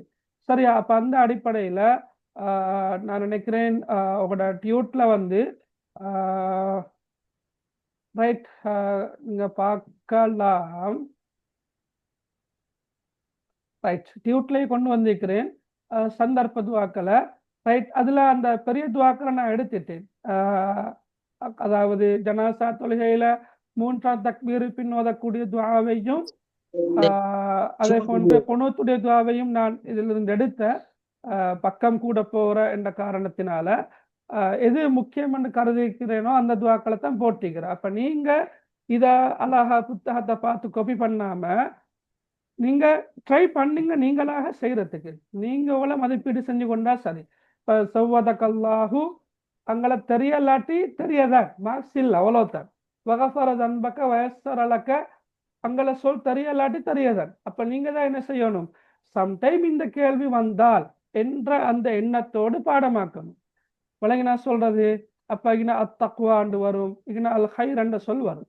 அப்ப நீங்க எழுதிட்டு நீங்க சரிப்பில பாருங்க. நீங்க இப்ப சரி நேற்று சொன்னாரு எழுத்து பிழை இருந்தாலும் பிரச்சனை இல்லை என்று. ஆனா நாங்க ஏன் எழுத்து பிழையாகவே எழுதணும், சரியாக எழுதலாம் தானே. ஏன்னா இப்ப அத்தக்குவா என்ற சொல்ல நீங்க எழுதி இருப்பீங்க ஒரு மாதிரி, பாடம் உங்களுக்கு ஹதீஸ் துவா பாடம், ஆனா நீங்க ஏதோ ஒரு மாதிரி எழுதி இருப்பீங்க. புத்தகத்தை எடுத்து பார்க்குற நேரம் அது சரியான முறையில இருக்குது. அப்ப நீங்க ஒப்பிட்டு ரெட் பெண்ணால நீங்க திருத்தி கொள்ளுங்க. அத்தக்குவா இப்படி எழுதப்பட்டிருக்குது, அல் ஹைர் என்ற சொல் எப்படி எழுதப்பட்டிருக்கிறது திருத்தி கொள்ளுங்க. திருத்துற சந்தர்ப்பத்தில் அவட உள்ளத்தில் அது பதியும். இந்த சொல் இப்படித்தான் எழுதணும் என்பது பதியும். அதே போல அது ஓதப்படுகின்ற சந்தர்ப்பம் என்ன என்றத நீங்க எழுதிட்டு திருத்தி பாருங்க. அப்படியாக 30 துவாக்கள்லையும் குறிப்பிட்ட 27 துவாக்கள், 27 துவாக்கள் தான் இந்த டியூட்ல இருக்குது. செஞ்சு பாருங்க. நீங்க செஞ்சு பார்ப்பீங்கன்ற நம்பிக்கையில தான் நாங்க எல்லாம் செஞ்சு செஞ்சு செஞ்சு தாரது. சரியா? செஞ்சு பார்க்காம எடுத்ததை அப்படியே கவனமாக ஃபைல் பண்ணி வச்சுட்டு சரியா போனா வேல் இல்லை. ரைட்? ஏண்டா நாங்களும் மெனக்கெட்டு கஷ்டப்பட்டு செய்யறது எதுக்காக, நீங்களும் எப்படியாவது நல்ல முறையில இதெல்லாம் எழுதி பாடமாக்கி நீங்க பாஸ் ஆகுவீங்கன்றதுல சந்தேகமே இல்லை. எஸ்ஓசியோ அல்ல, நீங்க பியும் தேவையில்லை, எடுக்கணும் என்ற அந்த நோக்கத்தோட தான் நாங்க சொல்றோம். விளங்கின பிள்ளைகள். ரைட்? அப்ப இதுல வந்து உங்களோட பேப்பர்ல நாங்க துவா ஒன்று போட்டிக்கிறோம். ஏன்னா என்ன துவா, இந்த துவா போட்டதுக்காக இதே துவா தான் வரும் என்றே சொல்ல முடியாதுன்னா, எந்த துவா வேறுமென்றாலும் வரலாம். அப்ப பாரக்கல்லாஹு என்ன சொல்வார் மங்கள, பாரக்கல்லாஹு லக்க, பாரக்கல்லாஹு லக்க. என்ன மொழியில எழுதணும் நீங்க இந்த சொல்ல? தமிழ் எழுதலாமா? Right, okay. அப்ப என்ன மொழியில் எழுதணும்? அரபு மொழியில தான் நீங்க கட்டாயமாக எழுத வேண்டும். ரைட்? அப்ப இங்க வரும் என்ன, பாரக்கல்லாஹு லக்க என்று வரும். சரியா? இங்க வபாரக அலைக இங்க என்ன சொல்ல வரும்? வஜமா பைனகுமா ஃபீ கைர் என்று வரும். ஓகே, பாரக்கல்லாஹு லக வபாரக அலைக வஜமஅ பைனகுமா ஃபீ கைர். இந்த துஆ ஓதப்படுகின்ற சந்தர்ப்பம் என்ன? மணமகன் மணமகளை வாழ்த்தும் மணமகன் மணமகளை வாழ்த்தும் போது, சரியா? அல்லது புது தம்பதிகளை வாழ்த்தும் போது, வழங்கினா மணமக்களை வாழ்த்தும் போது ஓதும் துவா. இவ்வாறு அந்த சின்ன சின்ன துவாக்கள் எல்லாத்தையும் நீங்க பாடமாக்கி கொண்டா நல்ல சரி. நல்லமெண்டா எக்ஸாமுக்கு மட்டுமல்ல, அவரோட லைஃபுக்கே நல்லம. Right, okay. அடுத்தது அரபு தமிழ் தேரும் நேற்று சொன்னாருன்னா, அரபு தமிழ்ல வந்து அண்மை காலமாக, அதாவது கடந்த 2 வருடங்களாக எப்படி வாரன்னு சொன்னா, அரபு தமிழுக்கான சில செய்யுள்கள் இருக்குது இல்லையா? 11ஆம் ஆண்டு புக்ல கடைசி பக்கங்கள்ல இருக்குது. அந்த செய்யுள்கள்ல இருந்து, அந்த கவிதைகள்ல இருந்து 2 அடிகளை தந்து அதை அரபு தமிழுக்கு மாற்ற சொல்லி வருது. ஓகே, அப்ப இதுக்கு முன்னுக்கு வந்திருந்தது எப்படி என்றால், வித்தியாசமாக அரபு தமிழ்ல எழுதப்பட்ட தப்சீர் நூல்கள் 2 குறிப்பிடுக, ஃபிக்ஹ் நூல்கள் 2 குறிப்பிடுக, அரபு தமிழ் வீழ்ச்சிக்கான காரணம் ஒன்றை குறிப்பிடுக, அரபு தமிழ்ல எழுதப்பட்டுள்ள நூல்கள் 2 குறிப்பிடுக என்று கொமனாகத்தான் வந்திருந்த. ஓகே, அப்ப கடந்த 2 வருடங்களாக இப்ப அந்த செய்யுள்ள இருந்து ஏதாவது 2 வரிகளை தந்து அத அரபு தமிழ நாங்கள் எழுதணும். அடுத்த கேள்வி என்ன, இந்த அரபு தமிழ் செய்யுள்ளடி காணப்படும் கவிதையை குறிப்பிடுக. மீசான் மாலையா, ரசூல் மாலையா, முனாஜாத் மாளிகையா என்றதை நாங்கள் எழுதணும். எனவே பிள்ளைகள் வந்து இதுகளுக்கு இப்படி பாடமாக்குறேன்னு சொல்லித்தர கஷ்டம். ஏதோ ஒரு வகையில நீங்க அதை கொஞ்சம் ஞாபகத்துல வச்சுக்கொள்ள பாருங்க. ஏன்னா இதை பாடமாக்கணும், அவ்வளவு மனக்கட்டு பாடமாக்கணும் என்ற அவசியம் இல்லை. ஏண்டா உங்களுக்கு இதுல நீங்க செய்ய இயலா என்று வாரது வந்து இது மட்டும்தான். இது வந்து என்ன கவிதையை தந்தாலும் என்ன வரியில தந்தாலும் உங்களுக்கு எழுதலாம். சொல்ற விளங்குறா? என்ன கவிதையை தந்தாலும் நீ சிலபஸ்ல இல்லாத 2 வரிகளைத்தான் தந்தாலும் கூட ஒரு அரபு லிக்கிற தமிழ் லிக்கிறத அரபு தமிழை மாத்தலாம். அது ஒன்றும் கஷ்டமான விஷயம் ஒன்றல்ல. அப்ப இதுக்கு தான் இது என்ன செய்யுள்ள காணப்படுகின்றது என்ற அந்த கேள்விக்கு தான் கொஞ்சம் நீங்க தெரிஞ்சு வச்சுக்கொள்ள வேண்டி வரும். இப்ப நீங்க இப்படியாவது ஞாபகம் வச்சுக்கொள்ளுங்களே. இப்ப நான் நினைக்கிறேன் இந்த 11ஆம் ஆண்டு புக்ல ரைட் இதாக்குதுன்னா, 11ஆம் ஆண்டு புக்ல வந்து என்ன ரசூல் மாலையில 4 வரிகள் ஈக்குது, 100 மசாலால ஒரு 8 வரிகள் ஈக்குது, மீசான் மாலையில ஒரு 8 வரிகள் ஈக்குது, அதே போல முனாஜாத் மாளிகையிலையும் ஒரு 8 வரிகள் ஈக்குது. அப்ப அதுகளையாவது ஞாபகம் வச்சுக்கொண்டா, ரசூல் மாலை, 100 மசாலா, மீசான் மாலை, முனாஜாத் மாளிகை, 10ஆம் ஆண்டுல தலைப்பாத்தியால 4 வரிகள் ஈக்குது. அதுகளையாவது ஞாபகம் வச்சுக்கொண்டா வந்தாவா போனா போ அண்டு சொல்லிட்டு ஒளியலிட்டிக்குமே சில மந்திரங்களுக்குமே சொல்லிட்டு நீங்க எழுதுவீங்க. இது இல்ல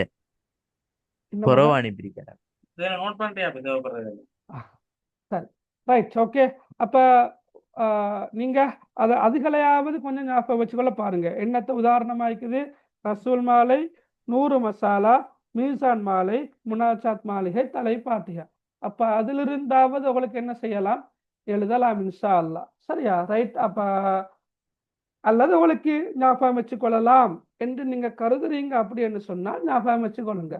ரைட். எப்படி எழுதுறது என்று பார்க்கிற நேரம் இதுக்கு பெர்ஃபெக்டா இப்படித்தான் எழுதணும் என்ற ஒரு நியதி ஒன்று, வரையறை ஒன்று கிடையாது. சரியா? அரபு தமிழ் என்பது ஒரு வழக்கிழந்த மொழி, காலத்தால் இல்லாமல் போயிருக்கின்ற ஒரு மொழி. இலங்கையிலும் இந்தியாவின் தமிழகத்திலும் வாழ்ந்த முஸ்லிம்கள் இப்படி ஒரு மொழி ஒன்றை கடந்த காலங்கள்ல பயன்படுத்திக்கிறாங்க. அப்ப எங்கட ஆரம்ப முஸ்லிம்களுடைய வாழ்க்கையில கலாச்சாரத்துல காணப்பட்ட ஒரு மொழி ஒன்று காலத்தால் இல்லாமல் போயிருக்கின்றது. எனவே தான் நாங்க படிக்கிறோமே அரபு தமிழ் வீழ்ச்சிக்கான காரணிகள் என்று படிக்கிறோம். அதே போன்று அரபு தமிழை மீளுயிர்ப்பு செய்வதற்கான ஆலோசனைகள் என்றும் நாங்க படிக்கிறோம். அப்படி படிக்கிறதா இருந்த அர்த்தம் என்ன, அரபு தமிழ் என்பது இப்ப நாங்க படிக்கிறது இல்லை, தேவையொன்று இல்லை என்ற தலைகான படிக்கிறது இல்லை. எனவே அரபு தமிழுக்கு உண்மையிலே எழுத்து ஒழுங்கொண்டு இருக்குது. சரியா? உண்மையிலே எழுத்து ஒழுங்கொண்டு இருக்குது. 39 எழுத்துகளும் எப்படி எழுதப்பட வேண்டும் என்ற அந்த அரிச்சுவடி ஒன்று இருக்குது. நான் நினைக்கிற உங்களோட அரபிலக்கியம் இங்கிலீஷ் மீடியம் புக்ல அது இருக்கும். ரைட்? இதுல இல்லை.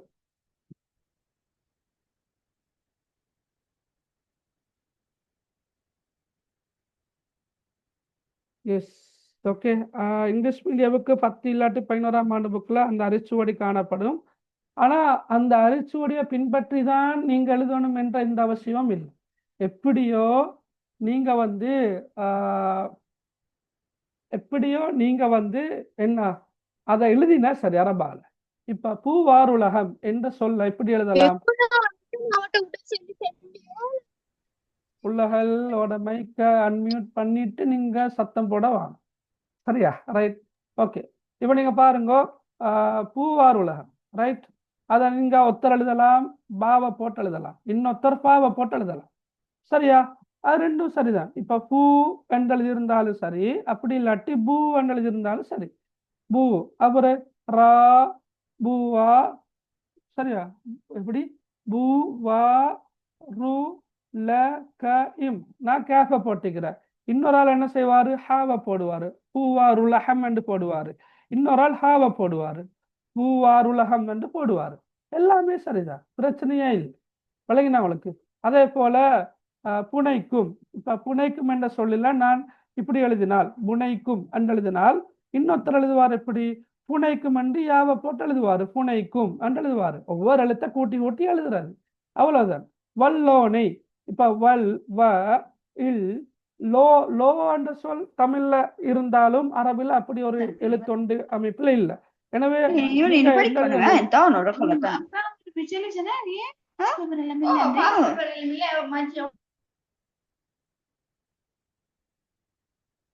சரியா? வல்லோனை அண்டு இப்படி எழுதுவீங்க, வல்லோனை. சரி, அவ்வளவுதான். அப்ப கஷ்டம் இல்லை தானே? ரைட். அப்ப இவ்வாறாக நீங்க என்ன செய்வீங்க? ஒவ்வொரு எழுத்தையும் நீங்க எழுதினா சரி. நீங்க ஞாபகம் பெரிய எழுத்துக்களும் போகவான. பெரிய எழுத்து என்ன? உதாரணமா காஃப். காஃப் சரியா? தேவையில்ல. ஹா தேவையில்ல. சரியா? அதே போல கைன் தேவையில்ல.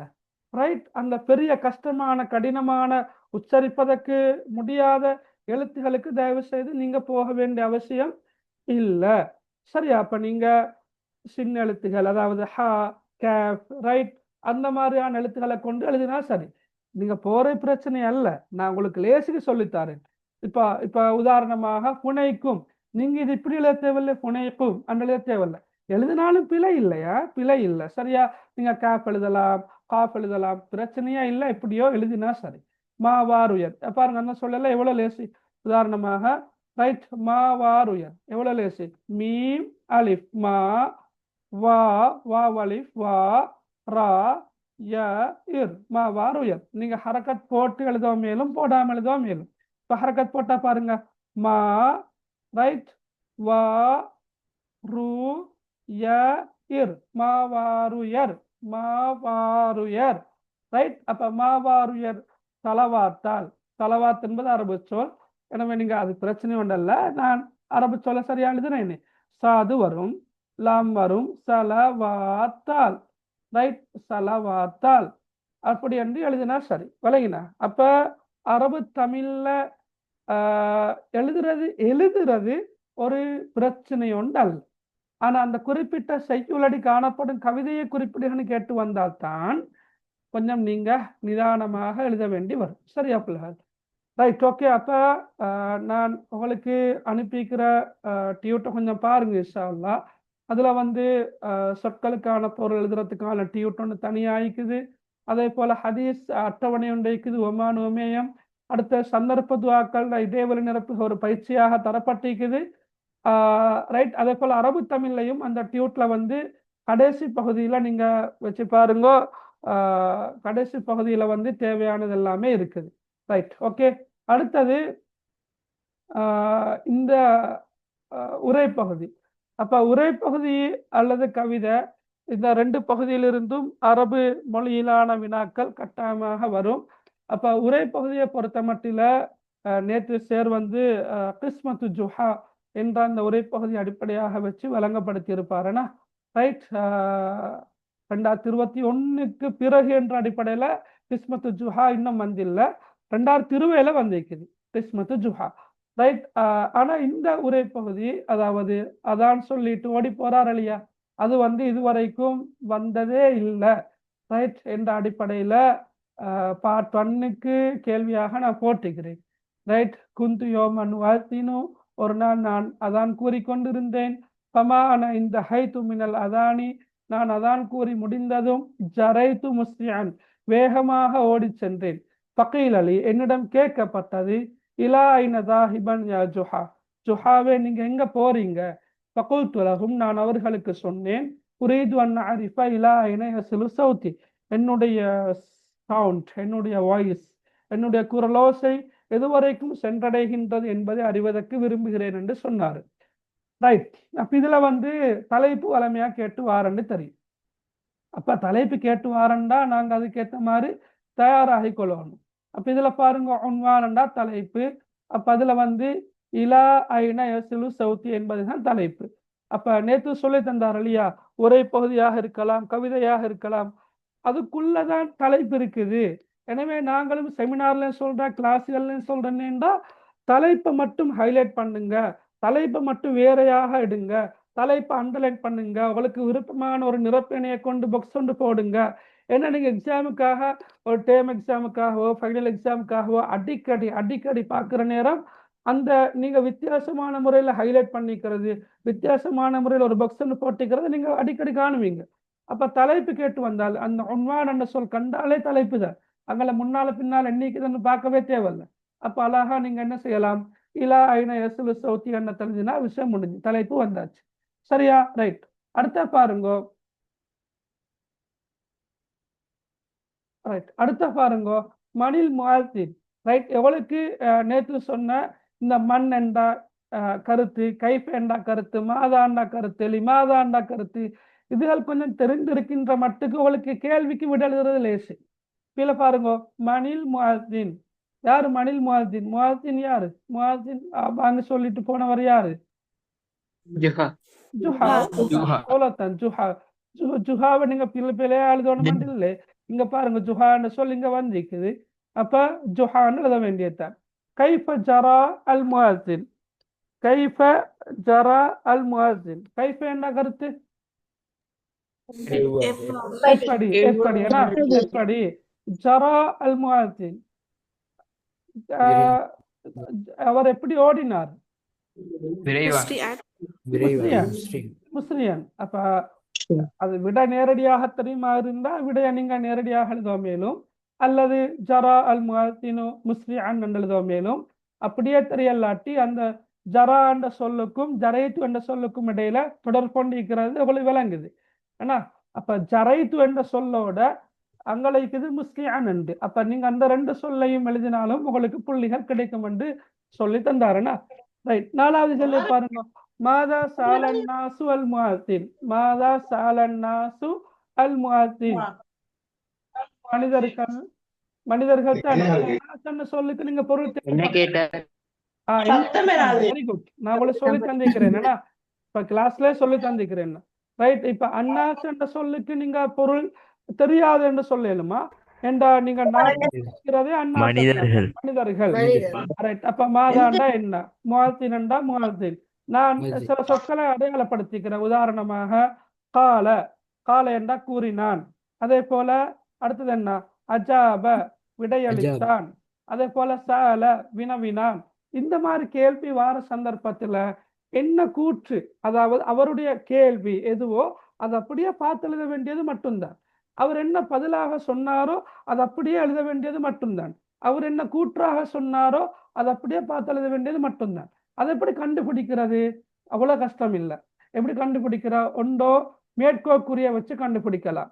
ரெண்டு மேற்கோக்குறிகளுக்கு இடைப்பட்டது ஒருவருடைய கூற்றாக இருக்கும். அல்லது இப்படி அந்த புள்ளி, அந்த ரெண்டு புள்ளி வார இந்த மாதிரி இந்த புள்ளியை வச்சு உங்களுக்கு என்ன செய்யலாம், கண்டுபிடிக்கலாம்.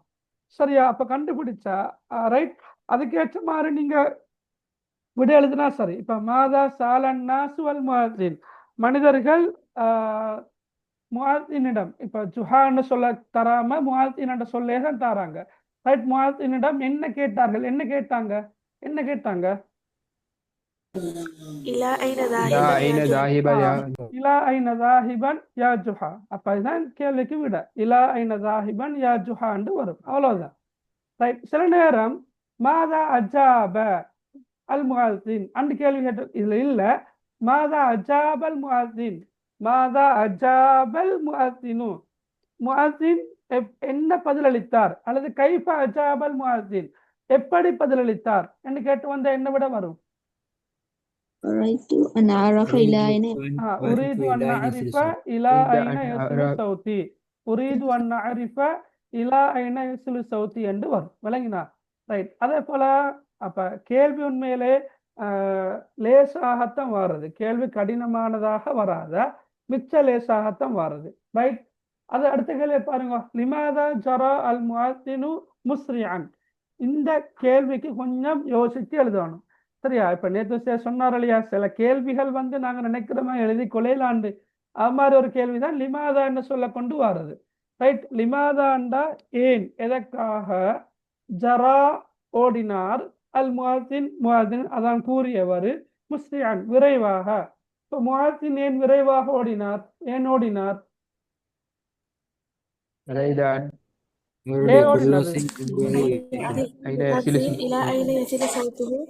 ரைட். ஓகே. இப்ப அரபு மொழி தெரிஞ்சவங்க எப்படி எழுதலாம்? ஜரா அல் முஅத்தின் முஸ்ரிஅன் லியன்னஹு யுரீது அல்லது லியன்னஹு வராத ஐ யஅரிஃப இலா ஐன யஸிலு சௌத்துஹு என்று எழுதலாம். அந்த அந்த லமீர், அந்த பிரதி பேரெல்லாம் மாத்தி யாவுக்கு பதிலாக ஹாவை போட்டு அதெல்லாம் எழுதலாம். அப்படி இல்லாட்டி உங்களுக்கு என்னத்த அவர்கிட்ட கூற்று எழுதினாலும் சரிதானே. உரீது அன் அஅரிஃப இலா ஐன யஸிலு சௌதி, என்னுடைய வாய்ஸ், என்னுடைய குரலோசை எதுவரைக்கும் சென்றடைகின்றது என்பதை அறிவதற்கு நான் விரும்புகிறேன் என்ற எழுதினாலும் அதுக்குள்ள காரணம் வருதா இல்லையா? காரணம் வருதுனா, ஏன் விரைவாக ஓடினார் என்றதுக்குள்ளால அந்த வாக்கியத்துக்குள்ள விடை இருக்குது. எனவே அதை அடிப்படையாக வச்சும் விடை எழுதலாம். சரியா? ரைட். அப்ப இதுதான் கேள்வி என்றதோ இதுதான் உரைநடை என்பதோ அல்ல. எந்த உரைப்பகுதி வந்தாலும் இதுவரைக்கும் வரந்தில்லை என்ற தலக நான் இந்த உரைப்பகுதி எடுத்துக்கிறேன். அப்ப இன்ஷா அல்லாஹ் எந்த உரைப்பகுதி வந்தாலும் விட எழுதுறது மிச்ச லேசி. ஒன்று தலைப்பு கேட்டு வாரது, அது வளமையாக வாரதுன்னு தெரிஞ்சா நீங்க தலைப்பு ரெடியாகித்தான் போகணும். ரெண்டாவது குறிப்பிட்ட சொற்கள், அதாவது கேள்விக்குரிய சொற்கள் இருக்குது. மண் அண்டா யார், உயர்த்திணையில வரும். மாதா அண்டா என்ன, மாதா மாஹுவ மாஹிய எல்லாமே என்ன என்ற அர்த்தத்துல வார. கைஃப அண்டா எப்படி, லிமாதாண்டா ஏன் அல்லது எதற்காக, கம் அண்டா எத்தனை, இது மாதிரியான சொற்களை ஞாபகம் வச்சு கொண்டாலும் உங்களுக்கு விடைய லேசா எழுதலாம். சரியா? அல்லது அந்த கேள்வியில வந்திருக்கின்ற சொற்களை நீங்க கேள்வியில வந்திருக்கின்ற சொற்களை உரை பகுதியில தேடியும் என்ன செய்யலாம், விடை எழுதலாம். பொதுவாக இப்ப இங்கிலீஷ் பாடத்திலையும் சரி, அந்த ஒரு பந்தி ஒன்றை தந்து அந்த பந்தியில இருந்து வினாக்களை கேட்டா ஒரு ஆர்டர் தான் கேட்டு வரும் இல்லையா, ஒரு ஆர்டர் தான் வரும். ரைட். முதலாவது கேள்விக்கான விட முதலாம் பந்தியில இருக்கும், ரெண்டாம் கேள்விக்கான விட ரெண்டாம் பந்தியில இருக்கும். அப்ப அந்த அடிப்படையில நீங்க இந்த இந்த இந்த பந்தியில இந்த ஒரே பகுதியிலே சரி கவிதையிலே சரி அந்த ஆர்டருக்கு தான் கேள்விகள் வரும். எனவே அந்த ஒரு ஆர்டருக்கு நீங்க பார்த்துட்டு போனாலும் இன்ஷா அல்லாஹ் விடை எழுத முடியும். சரியா? ரைட். அப்ப கிஸ்மத்து ஜுஹா சார் நேற்று வழங்கப்படுத்தினாரு, நானும் இதை வழங்கப்படுத்துறேன். இதெல்லாம் எதிர்பார்க்க வினாக்கள் தான். இனி அது உறுதியாக சொல்றதல்ல, வரலாம், இதுவரைக்கும் வந்ததில்லை என்றதை வச்சு வரலாம் என்று சொல்றோம். சரியா? ரைட். அடுத்த பாருங்க கவிதை. கவிதை ஹிர்ரி ஹிர்ரி ஹசன் ஷார், நாங்க செஞ்ச செமினார்கள்ல இதைத்தான் நாங்க படிப்பிச்சோம்னா காட்டினோம். அப்ப இதுவரைக்குமே வராத ஒரு கவிதை ஒன்றுதான் இந்த கவிதை. அப்ப இதுல பூனையை பத்தி வர்ணிக்கிற கவிஞர்.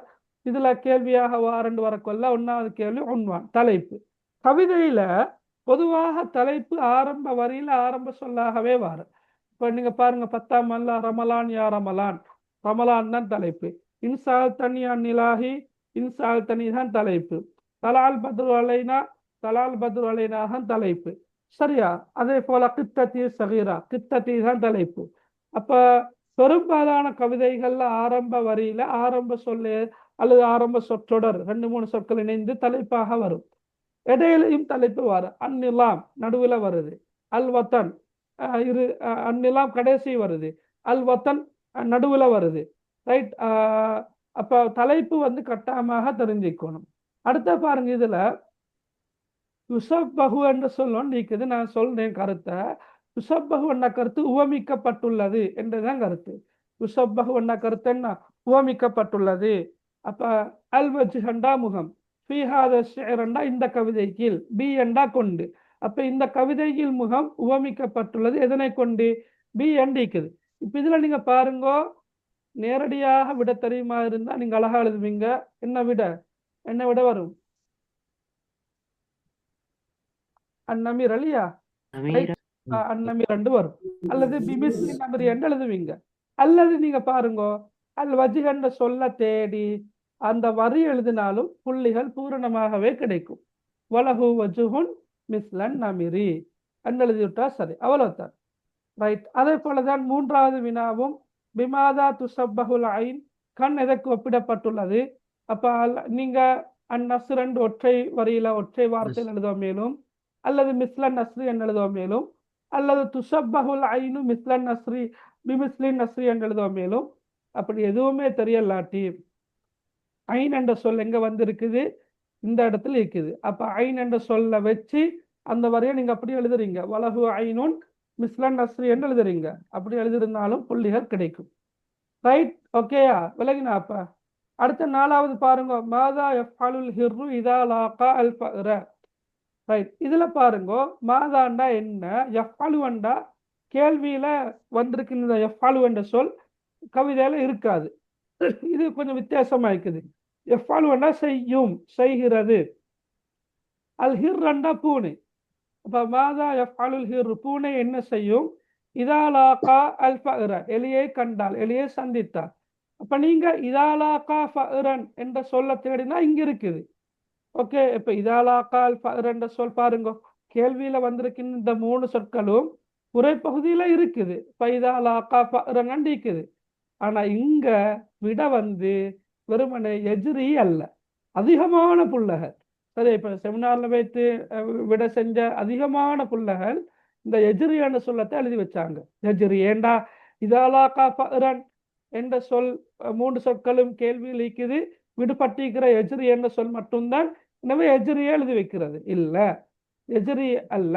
சரியா? இதுக்கு விட வந்து அடுத்த வரியில தான் நிற்குது. யஅது ஹாலன் கல்பல் ஃபஅரி. என்ன கருத்துன்னு சொன்னா, இப்ப எஜ்ரி என்ற ஓடுகின்ற, அப்ப ஃபைதா லாகா ஃபஅரன் எஜ்ரி என்ற கருத்து ஓடுகின்ற எலியை, ஃபஅரன் எலிதானே, ஃபஅரன் எஜ்ரி என்ற ஓடுகின்ற எலியை அது கண்டால், சந்தித்தால் என்ன செய்யும் என்றது அடுத்த வரியில தான் நிற்குது. என்ன செய்யும்? யஅது ஹாலன் கல்பல் ஃபஅரி, எலிக்கு பின்னால உடனடியாக விரைந்து ஓடும். அப்ப யஅது ஹாலன் கல்பல் ஃபஅரி என்று தான் எழுத வேண்டியது. அப்படி எழுதலாட்டி நீங்க என்ன செய்யணும்? எதிரி என்ற சொல்லோட மட்டும் வைக்காம அங்கள வரைய சேர்த்து எழுதுறது. இப்படி ஃபைதா லாகா ஃபஅரன் எஜ்ரி யஅது ஹாலன் கல்பல் ஃபஅரி அப்படி எழுதினாலும் உங்களுக்கு ஓகே தான். விளங்கினா? பூரணமான விடையும் தான். சரியா? அப்ப கொஞ்சம் கவனமாக இருக்கணுமா. அந்த வரியில தான் விடை இருக்குது, முன்னுக்கும் இல்ல பின்னுக்கும் இல்லைன்னு சொல்லலாது. சேரும் நேற்று விளங்கப்படுத்தின இல்லையா? ஒரு குறிப்பிட்ட கேள்வி ஒன்றை விளங்கப்படுத்த கொள்ள நான் நினைக்கிறேன் அந்த வரியில மட்டும்தான் இருக்கும் அண்டு இல்ல, அப்படி இல்லை. சில நேரம் அடுத்த வரியில வரோம் மேலும், சில நேரம் மேல உள்ள வரியில வரோம் மேலும். ஆனா பெரும்பாலும் உங்களுக்கு தார கேள்விகள் வந்து அந்த குறிப்பிட்ட வரிக்குள் இருந்தே விட எழுதுமாறுங்க வாருது. சரியா? ரைட். அதே போல பாருங்க, அந்த டைம்ல நாங்க அந்த இப்ப எங்களுக்கு டவுட்டா இருந்து அந்த 2 வரியும் எழுதி விட்டாலும் பரவாயில்லையா? பரவாயில்லன்றதை விட அதுதான் நம்ம விட, அதுதான் விட. சரியா? நீங்க இப்ப இந்த கேள்வியை பொறுத்த மட்டில அதுதான் பூரணமான விடையும் கூட. சரியா? பிரச்சனை இல்லை, எழுதலாமே, தாராளமா எழுதலாம். ஓகேயா? அதுதான் நேற்று சொன்னது. என்ன, மாணவர் பக்கமாக இருந்துதான் பரீட்சை வினாத்தாள்கள் திருத்தப்படும் பெரும்பாலும். சரியா? அந்த அடிப்படையில குறிப்பிட்ட விடையில வந்து புள்ளிக அத சப்ஜெக்ட் வந்திருந்தா, விடை ஏதோ ஒரு அமைப்புல வந்திருந்தால் அங்க புள்ளிகள் கிடைக்கும். சரியா? ரைட். நான் அஞ்சாவது கேள்வி பாருங்க, ஐன யுதாஇபுல் ஹிர்ரு, பூனை எங்கே விளையாடுகிறது. இப்ப இங்க வந்து ஹிர் என்ற சொல் உங்களுக்கு தெரியும், பூனை. ஐன என்றா இங்க. யுதாஇபு என்ற சொல் வந்து, யுதாஇபு என்ற சொல் நேரடியாக இல்லை. ஆனா எப்படி இருக்குது? ஃபௌதாஇபுஹு அண்டி இருக்குது. ஃபௌதாஇபுஹு, நான் அதனோடு விளையாடுகிறேன் அண்டி இருக்குது. அப்ப விளங்கிக் கொள்ளணும், ஃபௌதாஇபுஹு அண்டி இருக்கிறதா இருந்தா இந்த வரியில தான் விட இருக்கும் என்றதை விளங்கிக் கொள்ளணும். அப்ப அப்படித்தானே. அப்ப ஃபௌதாஇபுஹு ஃபௌகல் ஹிஜ்ர். அப்ப ஃபௌகல் ஹிஜ்ர் தான் விட. ஃபௌகல் ஹிஜ்ர்ன்னா மடிக்கு மேலால். இந்த இடத்துல அரபு தெரிஞ்சாக்களுக்கு வழங்கும். வெறுமனே கவிஞர் வந்து தண்டை மடிக்கு மேலால மட்டும் வச்சு பூனையோட விளையாடுறது இல்லை. அப்ப ஃபௌகல் ஹிஜ்ர் மட்டுமல்ல, வாலா கத்ஃபி என்னுடைய தோற்புயத்தின் மீது, வாலா சதுரி என்னுடைய நெஞ்சின் மீது. அப்ப கவிஞர் என்ன சொல்றாரு, நான் பூனைய மடிக்கு மேல வச்சும் விளையாடுவேன், என்ற ஷோல்டர்ல வச்சும் விளையாடுவேன், நெஞ்சின் மீது வச்சும் விளையாடுவேன் என்று அவர் சொல்றாரு. அப்ப சில நேரம் அந்த கண்ட்ரோல் பண்ணல் ஸ்கீம் அந்த மார்க்கிங் போறவங்க வந்து அப்ப சில நேரம் ஃபௌகல் ஹிஜ்ரன்னு மட்டும் எழுதி இருந்தாலும் புள்ளிகளை கொடுப்போம் என்ற தீர்மானத்து வந்தா 2 புள்ளிகள் கிடைக்கும். இல்ல அப்படி இயலாது, ஃபௌகல் ஹிஜ்ரன்னு மட்டும் எழுதியிருந்தா 1 புள்ளி, வாலா கத்பி வாலா சதுரி ரெண்டையும் சேர்த்து எழுதியிருந்தா 2 புள்ளி என்ற முடிவுக்கு வந்தால் நீங்க அப்ப 2ஐயும் எழுதியிருக்க வேண்டும். விளங்கினா? என்ற ஒரு இடம் மட்டுமல்ல, ஒரு இடத்துல மட்டுமல்ல, கவிஞரை சொல்ற மாதிரியே பார்த்தால் அவரு 3 இடங்கள்ல வச்சு பூனையை வச்சு விளையாடுறாரு. ஒன்று ஃபௌகல் ஹிஜ்ர், வாலா கத்ஃபி, வாலா சதுரி. சரியா? ரைட். ஓகே, டைம் ஆகுது, நான் கொஞ்சம் வேகமா போறேன். அடுத்த பாருங்க, வினாத்தாள் 2ல 3 வினாக்களுக்கு மட்டும்தானே விடையளிக்க வேண்டும். அதுல முதலாம் அல்லது 2ஆம் வினாவுக்கும் ஏனையவற்றுள் 2 வினாக்களையும் தெரிவு செய்து விடை எழுத வேண்டும். அப்ப நீங்க பாருங்க, கவிதை எழுதுறதா உரைநடை எழுதுறதான்றதை இப்போதே தீர்மானிக்காம நீங்க எப்படி பார்க்கணும், எதை எழுதினா எனக்கு அதிகமான புள்ளிகள் கிடைக்கும் என்பதை வச்சுத்தான் நீங்க முடிவெடுக்க வேண்டும். ஓகேயா? எதை எழுதினா எனக்கு அதிகமான புள்ளிகள் கிடைக்கும் என்பதை வைத்துத்தான் நீங்க என்ன செய்ய வேண்டும், முடிவு எடுக்க வேண்டும். இப்பவே நான் கவிதை எழுத மாட்டேன், இப்பவே நான் உரைநடை எழுத மாட்டேன் என்று முடிவெடுத்து போக தேவையில்லை. இப்ப கவிதையில வந்து கவிதையோட மொழிபெயர்ப்பு கேட்டு வாரது இல்லை. சரியா? ஆனா கவிதையில அண்டர்லைன் பண்ணி அந்த குறிப்பிட்ட சொல்ற பொருள் கேட்டு வாரதும் இல்லை. பொதுவாகத்தான் கேட்டு வாரது. இது வரைக்கும் அப்படித்தான் வந்திருக்கிற. இலக்கியம் கூட கேட்டு வந்தது இல்லை. அப்ப கவிதையில வந்திருக்கின்ற வினாக்களை பார்க்கும் நேரம் உங்களுக்கு செய்யலும் மாதிரி இருக்கிறதா இருந்தா கவிதையை செய்யும். அப்படி இல்லை, உரைநடையை பார்க்குற நேரம் உரைநடை தான் எனக்கு லேசு மாதிரி இருக்கிறேன்னு சொன்னா உரைநடையை செய்யலாம். சரியா? ரைட். அப்ப இதுல நான் மக்காரிமுல் அக்லாக்ல எல்லா வரிகளையும் கொண்டு வரல, ஆரம்ப 5 வரிகளை மட்டும் கொண்டுதான் கேள்வி எடுத்துக்கிறேன். அப்ப கேள்விகளுக்கு நீங்க கொஞ்சம் பார்த்து கொண்டா சரி இன்ஷா அல்லாஹ். சரியா? நட்பண்புகள் 2, தீய பண்புகள் 2, எதிர்ச்சொற்கள் கேட்டுக்கிறேன். இல்ல எதிர்ச்சொற்கள் என்னைக்குது, அல்புகுல் அல் ஜூத். அல்புகுலும் அல் ஜூதும் என்ன, 2 எதிர்ச்சொற்கள். ஷர்ரும் ஹைரும் எதிர்ச்சொற்கள். ஷர்ரண்டா கெட்டது, ஹைரண்டா நல்லது. ரைட். புகுல் அண்டா கஞ்சத்தனம், ஜூத் என்றால் தர்மம். Okay right. அப்ப பார்த்தெழுதலாமா? அடுத்த கடைசி கேள்வி, மேற்படி கவிதையில் பயன்படுத்தப்பட்டுள்ள உவமை அணிகள் 4. 4 விதமான உவமை அணிகள் என்ன? உதாரணமாக அகில் வந்து காதின் ஆதிலுக்கு ஒப்பிடப்பட்டிருக்கிறார். உஜுப் வந்து தாவுன் காத்திலுக்கு ஒப்பிடப்பட்டிருக்கிறார். சரியா? அல் உம்ர் ஆயுள் வந்து வைஃபுன் ராஹிலுக்கு ஒப்பிடப்பட்டிருக்கிறார். அல் மால் வந்து லில்லுன் சாயிலுக்கு ஒப்பிடப்பட்டிருக்குது. சரியா? இவ்வாறு அந்த உவமை அணிகள் எழுதி கொண்டா சரி இன்ஷா அல்லாஹ். அடுத்த பாருங்க, சூறாக்கள். சூறாக்களை பொறுத்த மட்டில சரியா, சூறாக்கள் வந்து நேற்று சேர் வந்து சூரா அபஸ வழங்கப்படுத்தி கொண்டு இருந்தாருன்னா ரைட். சூரா வந்து போன வருஷமும் முந்தின வருஷமும் அதுக்கு முந்தின வருஷமும் குரேஷும் இக்லாஸும் வந்திருந்த 10ஆம் ஆண்டு சூறாக்கள். ரெக்கார்டிங் திருவரா? Right right. இப்ப இதுல நீங்க பாருங்க, நான் இது 2016ல இருந்தே போட்டிக்கிறேன். 16ல சூரத்துல் மஸத், 17ல முத்தஸிர், 18ல என்ன அபஸ, 19ல ஃபீல், 20ல வந்து காஃபிரூன், 21 மாஊன், 22 திருப்ப முத்தஸிர் வந்திருக்குது, 23 இஹ்லாஸ், 24 குரைஷ். போன வருஷம் முந்தின வருஷம் 10ஆம் ஆண்டுல சின்ன சூறாக்கள் தான் வந்திருக்குது. இப்போ இதுவரைக்கும் வராத சூறாக்கள் வந்து 10ஆம் ஆண்டுல கௌசர், அந்நசிர், ஃபலக், நாஸ் 4 சூறாக்களும் வந்தில்ல. 11ஆம் ஆண்டுல மஆரிஜும் இஸ்ராவும் வந்தில்லை. அப்ப இந்த 6 சூறாக்கள்ல இருந்துதான் பெரும்பாலும் ஏதாவது ஒரு சூறா வரலாம் என்று ஏன்ற எதிர்பார்ப்பு. சரியா? அப்ப அந்த அடிப்படையில நான் அந்த மாடல் பேப்பர்ல மாரிஜ போட்டுக்கிறேன். நான் ஸ்கூல்கள்ல செமினார் செய்ய போற நேரங்கள்ல அந்த பேப்பர்ல பலக்க போட்டிருந்தேன். அப்ப ஒவ்வொருத்தோட ஊகம் தானே. அப்ப சேர் வந்து நேற்று சொன்னாரு அபச வரலாமண்டு. ஏண்டா 21 பிறகுன்னு பார்க்கவில்ல முத்தஸ்ஸி 2 வருஷம் வந்திக்குதுன்னா முத்தஸ்ஸி 2 வருஷம் வந்திக்குது. அந்த அடிப்படையில போன வருஷம் முந்தின வருஷம் 10ஆம் ஆண்டு சூறாக்கள் வந்ததால 11ஆம் ஆண்டு சூறா என்ற அடிப்படையில அபச வரலாம் என்று சேர் சொன்னாரு. அப்ப ஏண்ட கெஸிங் என்னன்னா மாரிச் வரலாம் என்று நான் நினைக்கிறேன், அல்லது பலக் வரலாம் என்று. எப்படியோ நீங்க அந்த வராத 6 சூறாக்கள் இருக்கிறதான, குறிப்பாக கௌசர், நசீர், பலக், நாஸ், மாரிஜ், இஸ்ரா, இந்த எல்லா சூறாக்களையும் கொஞ்சம் பார்த்துட்டு போறது நல்லது. சரியா? ரைட். அப்ப எனக்கு இப்ப அதை இன் டீட்டெயிலாக சொல்லிக் கொள்றதுக்கான சந்தர்ப்பம் கிடைக்கல.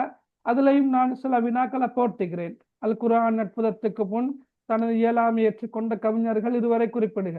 சில நேரம் இந்த கேள்வி அல் முனாசபாத் என்றால் என்ன, அல் குர்ஆன் அருளப்பட்டமைக்கான காரணங்கள் எவ்வாறு அழைக்கப்படும் போன்ற இந்த கேள்விகள் பெரும்பாலும் பார்ட் 1ல பி கேள்வியாக வரையும். பார்ட் 1ல பகுதி 1ல பார்ட் 1ல, அதாவது முதலாவது பிரதான வினாவில் முதலாவது கேள்வியில ஏ கேள்வி பி கேள்வி நினைக்கிறோம் இல்லையா, அதுல பி கேள்வியில சில நேரம் இந்த கேள்விகள் வரலாம். ஏன்னா அல் குர்ஆன் அருளப்பட்டமைக்கான காரணங்கள் அரபு மொழியில் எவ்வாறு அழைக்கப்படும், தஜ்வீத் கலை என்றால் என்ன போன்ற அந்த மாதிரியான கேள்விகள் வரலாம். அடுத்தது இலக்கிய நயம் என்று வரக்கொள்ள பிள்ளைகள் இதுவரைக்கும் எக்ஸாம்ல வந்து சூறாக்களுக்கும் ஹதீஸ்களுக்கும் தான் இலக்கியம் கேட்டு வாருது. சரியா? என்ன கவிதைக்கு கேட்டு வந்ததில்லை, ஆனா வந்து அழுத இயலாமலும் இல்லை. இலக்கிய நயத்துல வந்து இப்போ சூறாவை எடுத்துக்கொண்டா பொதுவா எந்த ஒரு சூறாவாக இருந்தாலும் கூட நீங்க சொச்சுருக்கும் கருத்து செருவு என்றத ஒரு பாயிண்டாக எழுதலாம். மனநமிட இலகுவான வசனங்களை கொண்ட சூறா என்றதை எழுதலாம். சொல்லாட்சி இலகுவாக உள்ளது, மொழிநடை இலகுவாக உள்ளது என்பதை எல்லா சூறாக்களுக்கும் எழுதலும். ஹதீஸுக்கும் அப்படித்தான், மொழிநடை இலகுவாக உள்ளது, சொச்சுருக்கும் கருத்து செறிவுள்ள ஹதீஸ் என்றதை எழுதலாம். வெறுமனே சொச்சுருக்கும் கருத்து செறிவண்டு மட்டும் எழுதாம மேற்படை ஹதீஸ் ஆனது சொற்களின் எண்ணிக்கை குறைவாக இருந்தாலும் அது தருகின்ற கருத்துக்கள் ஆழமாக காணப்படுகின்றது என்று கொஞ்சம் விளக்கமாக எழுதுங்க. பாயிண்ட்ஸை வந்து ஒவ்வொரு வரி விட்டு எழுதுங்க. ஏழுமாக இருந்தா உதாரணத்தையும் குறிப்பிட்டு எழுதுங்க. அப்ப இலக்கியம் எப்படி பார்க்கிற என்பது சம்பந்தமாக நீங்க ஸ்கூல்கள்லையும் நிறைய படிச்சிருப்பீங்கன்னா, ரைட், ஆரம்ப எழுத்தை பார்க்கலாம், இறுதி எழுத்தை பார்க்கலாம், இறுதி எழுத்தின் அடையாளத்தை வச்சு எழுதலாம், ஒத்த வரிசை கொண்ட சொற்கள் வந்திருக்கிறா என்று பார்க்கலாம், ஒத்த கருத்து எதிர்கருத்து சொற்கள் வந்திருக்கிறா என்று பார்க்கலாம், ஒரு சொல் பல தடவைகள் வந்திருக்கிறா என்பதை பார்க்கலாம், உவமான உவமையம் பயன்படுத்தப்பட்டிருக்கிறா என்பதை பார்க்கலாம். நான் உதாரணம் ஒன்று சொல்லியிருந்தா இன்னும் விளங்கி இருக்கும். ஒரு சொல்லில இருந்து பிரிந்து வந்த சொற்கள், உதாரணமாக ஹாசிதின் ஹசது, வஸ்வாஸ் யுவஸ்விசு போன சொற்களை சொல்லலாம். சம அளவிலான சொற்கள் இடம்பெற்றிருக்கிறான்னு பார்க்கலாம். வசனங்கள்ல வந்து சொற்கள் எண்ணிக்கை எண்ணி பார்த்து அதை வச்சு எழுதலாம். சரி, அப்ப நான் நினைக்கிறேன் ஹதீஸுக்கும் சரி, அதே போல சூறாக்களுக்கும் சரி, இலக்கிய அழகா 4 மார்க்ஸையும் எடுக்கலாம். ஏன்னா அழகா 4 மார்க்ஸையும் எடுக்கலாம். சரியா? ரைட். அப்ப அதை நீங்க கொஞ்சம் கட்டாயமாக ரெடி ஆகி கொள்ளுங்க இன்ஷா அல்லாஹ். சரியா? ரைட். ஓகே. அடுத்தது ரைட், உங்களோட டியூட்ல சில சொற்கள் தமிழ்ல தரப்பட்டிருக்குது, அரபுலையும் இருக்குது. அதோட பொருள்களை நீங்க எழுதி கொள்ளுங்க. தஜ்வீஸ் சட்டங்கள் என்று வரக்கொள்ள இதுவரைக்கும் பார்ட் 1க்கு 2021 பிறகு கேள்வி ஒன்று வந்ததில்லை. இப்போ உதாரணமா இல்ஹார் என்றால் என்ன, இல்ஹாருக்குரிய எழுத்துக்கள் எத்தனை, அவை இது போன்ற கேள்விகள் வந்ததில்லை. இருந்தாலும் நீங்க அதுக்கும் உங்களை தயார்படுத்தி கொண்டு போறதுதான் நல்லம். ஏன்னா இந்த தஜ்வீஸ் சட்டங்கள்லையும் நல்லா ஞாபகம் வச்சுக்கொள்ளுங்க. 1 and 2 ரெண்டுலையும் வந்து பார்ட் 1 வந்து இல்லை, பார்ட் 2ல வந்து இப்ப ஒரு சூறாவை தந்து அதுல 2 இடங்கள்ல அண்டர்லைன் பண்ணி தஜ்வீஸ் சட்டம் கேட்கிறதான். அப்ப அதுக்கு சட்டத்தை எழுதுறதுக்கு 1 மார்க்ஸ், அதே போல விளக்கத்துக்கு 1 மார்க்ஸ், 2 மார்க்ஸ். கட்டாயம் விளக்கத்தை எழுதியே ஆகணும். விளக்கம் எழுதாம சட்டத்தை மட்டும் எழுதினா ஒரு 2 புள்ளிகள் 1 புள்ளி தான் கிடைக்கும். அதுலயும் நீங்க இந்த 7 சட்டங்களையும் கட்டாயமா ஞாபகம் வச்சுக்கொள்ளுங்க. என்ன? இல்ஹார், இத்காம், இக்ஃபா, இக்லாப், இல்ஹார் சஃபவி, இக்ஃபா சஃபவி, இத்காம் சஃபவி, இந்த 7 சட்டங்களும் தான் உங்களுக்கு மிக முக்கியமானவை. சரியா? அப்ப அதுலயும் எந்த இடத்துல குன்னா செய்யற, எந்த இடத்துல குன்னா செய்யறது இல்ல என்றதை தெரிஞ்சு கொண்டா சரி. ரெண்டு இடங்கள்ல தான், 3 இடங்கள்ல எப்படின்னு சொன்னா, இல்ஹார் என்று வார இடத்துல நான் குன்னா செய்யவே படாது. இல்ஹார்ல இந்த இடத்துல குன்னா செய்யற இல்ல, இல்ஹார் சஃபவிலையும் குன்னா செய்யற இல்ல. அதே மாதிரி இன்னொரு இடம் ஒன்றிக்குது என்னன்னா, இதுகாம் பிலா குன்னா வார இடத்துல தான் குன்னா செய்யறது இல்லாது. சரியா? மற்ற எல்லா இடங்கள்லையும் குன்னா செய்யற. அப்ப நீங்க சட்டத்துக்கான விளக்கத்தை கொள்ள குன்னா செய்ய வேண்டும், அதாவது ராகம் எடுக்க வேண்டும், ராகம் எடுக்க கூடாது என்பதையும் மென்ஷன் பண்ணித்தான் நீங்க விளக்கத்தை எழுத வேண்டும். சரியா? Right, okay. அதே போன்று அப்ப இதுல சில வினாக்கள் இருக்குது, நீங்க எல்லாம் செஞ்சு பாருங்க. ரைட், அடுத்தது சந்தர்ப்ப துவாக்கள். உங்களுக்கு அரபு கவிதைகள் டியூட்ல வந்து நீங்க பார்க்கலாம். ரைட், பார்ட் 1க்கு என்ன மாதிரியான கவிதைகள் வந்திருக்குது, ரைட், பார்ட் 2க்கு எப்படியான கவிதைகள் வந்திருக்குது. அப்ப கடந்த 4 வருடங்கள்லையும் அந்த கவிதைகள்ல வந்து பார்ட் 1க்கு வந்த கவிதைகள் ரமலான், அல் ஃபகீஹ், அத்தவக்குலு அலல்லாஹ், மாஹிய. அதே போல பார்ட் 2க்கு ரிதாவுல் வாலிதைன் 21 வந்திருக்குது, அல் வத்தான் 22, தலால் பத்ரு அலைனா 23, அந்நிலாம் 24. அப்ப எங்களுக்கு சுவரா தெரியும், போன வருஷம் வந்த இந்த 2 கவிதைகளும் இந்த வருஷம் வராது என்பது தெரியும். சரியா? அதே போல அதுக்கு முன்னைய வருஷங்கள்ல வந்த கவிதைகள் என்று வரக்கொள்ள இதுகள் வராது. ஆனா இப்ப பாருங்க, இதெல்லாம் வந்தது இல்லை. இன்சால் தனி அது 19 தான் வந்திருக்குது. ரைட், கித்தத்தி அஸ்ஸலாத் 18ல, தவாலுல் ஆலிம், அல் இஸ்லாமு தீனுல் ஆலம், மகாரிம் அக்லாக், சித்தத்துன் யனாலு பிஹல் இன்சான் பிர்ரி முஸ்லிமூன ஹிஃப்லுல் லிசான். இப்ப நாங்க வந்து எங்கட 2 பேர்டையும் பேப்பர்ல வந்து மகாரிமுல் அக்லாக் என்ற கவிதையும் பிர்ரி என்ற கவிதையும் எங்கட பேப்பர்ல இருக்குது. சரி, நேற்று அல் இஸ்லாமு தீனுல் ஆலம் அதையும் ஹிஃப்லுல் லிசானையும் விளங்கப்படுத்திப்பாருன்னா. அப்ப நீங்க ஏனைய கவிதைகளுக்கு உண்டான கேள்விகள் எப்படி வரலாம், இப்ப நாங்க கேள்வியாகவே தந்திக்கிறோம். அப்ப அதே மாதிரி மற்ற கவிதைகளுக்கும் நீங்க கேள்விகள் எப்படி வரலாம், அதுக்கு உண்டான விடைகள் எப்படி அளிக்கலாம் என்பதை கொஞ்சம் ட்ரை பண்ணி பாருங்க இன்ஷா அல்லாஹ். சரியா? ரைட், அடுத்தது இப்படி ஒரு கவிதை ஒன்று இருக்குது, நீங்க படிச்சுக்கிற தெரியாது, கைட்ல இருக்குது, ஆசிரியர் வழிகாட்டி நூல்ல. அது கைட்ல இருக்கிற, ஆனா புத்தகத்துல இல்லை. எனவே கைட்ல இருக்கிற படியால இதையும் கொஞ்சம் படிச்சு கொண்டா நல்ல. ரைட், பாப்போம் இன்ஷா அல்லாஹ். நான் குரூப்ல சரி ஒரு வாய்ஸ் கட்டணும் சரி போடுறேன், இதையும் கொஞ்சம் பார்த்துக்கொள்ளுங்க இன்ஷா அல்லாஹ். சரியா? வன்னஃப்து கத்திஃப்லி இன் துஹ்மில்ஹு ஸப்பாலா ஹுப்பி ரலா ஃபைன் தஃப்திம்ஹு யன்ஃபத்திமி என்ற அந்த 2 வரியிடையும் கஸ்ஸஹ்ரி ஃபி தரஃப் அல் பத்ரி ஃபி ஷரஃப், அதுல இந்த 2 வரியிடையும் பொருள் தெரிஞ்சு கொண்டா நல்ல. கைட்ல ஈக்குது. ரைட், அரபு உரைநடைகள்லையும் வந்து நீங்க பாருங்க, இலான யசுலு சௌத்தியும் கிஸ்மத்து ஜுஹாவும் தான் இன்னும் எக்ஸாமுக்கு வந்ததில்லை. ரைட், 1க்கோ 2க்கோ 2021 பிறகுக்கு வந்ததில்லை. அப்ப அந்த அடிப்படையில கொஞ்சம் அந்த 2 உரைநடைகளையும் கொஞ்சம் உன்னிப்பாக கவனமா பார்த்துட்டு போங்க. இனி 2021 வந்த ரத்துன் தமிழ் தான் சேர்ந்து போன வகுப்புல நேற்று வழங்கப்படுத்தினாரு. நானும் என்ன செஞ்சுக்கிறேன், அலம் யோமின் ஃபி ஹயாத்திய பார்ட் 2க்கு பார்ட் 1 போன வருஷம் வந்தது, பார்ட் 2க்கு நான் ஒரு கேள்வியாக போட்டேன். அது போன வருஷம் வந்ததால வராது என்று இருந்தால் நீங்க ஏனைய உரைநடைகளுக்கு தயாராகி கொண்டா சரி இன்ஷா அல்லாஹ். ரைட், அடுத்த அரபு தமிழ் சார்ந்த கேள்விகள் எல்லாம் தொகுத்து தரப்பட்டிருக்குதா. இப்ப அதுல ஒரு கேள்வி ஒன்று வந்திருக்குது, எப்படின்னா ஏபி என்று 2 நிரல் வந்து, ஏ நிரல்ல குறிப்பிட்ட இலக்கியங்களும், பி நிரல்ல வந்து அந்த இலக்கியங்களோட தொடர்புபட்ட துறைகளும் தரப்பட்டிருக்குது. அது ஒழுங்கீனமாக தரப்பட்டிருக்குது, அதை ஒழுங்குபடுத்தி எழுதினா சரி. ரைட், இன்ஷா அல்லாஹ் எழுதலாம் தானே? ஏன்னா ரைட், எழுதலாம் தானே இன்ஷா அல்லாஹ்.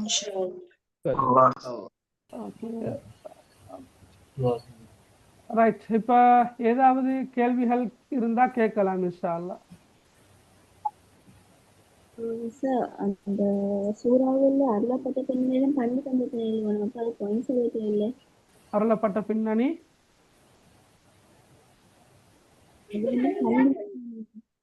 எழுதவில்லை.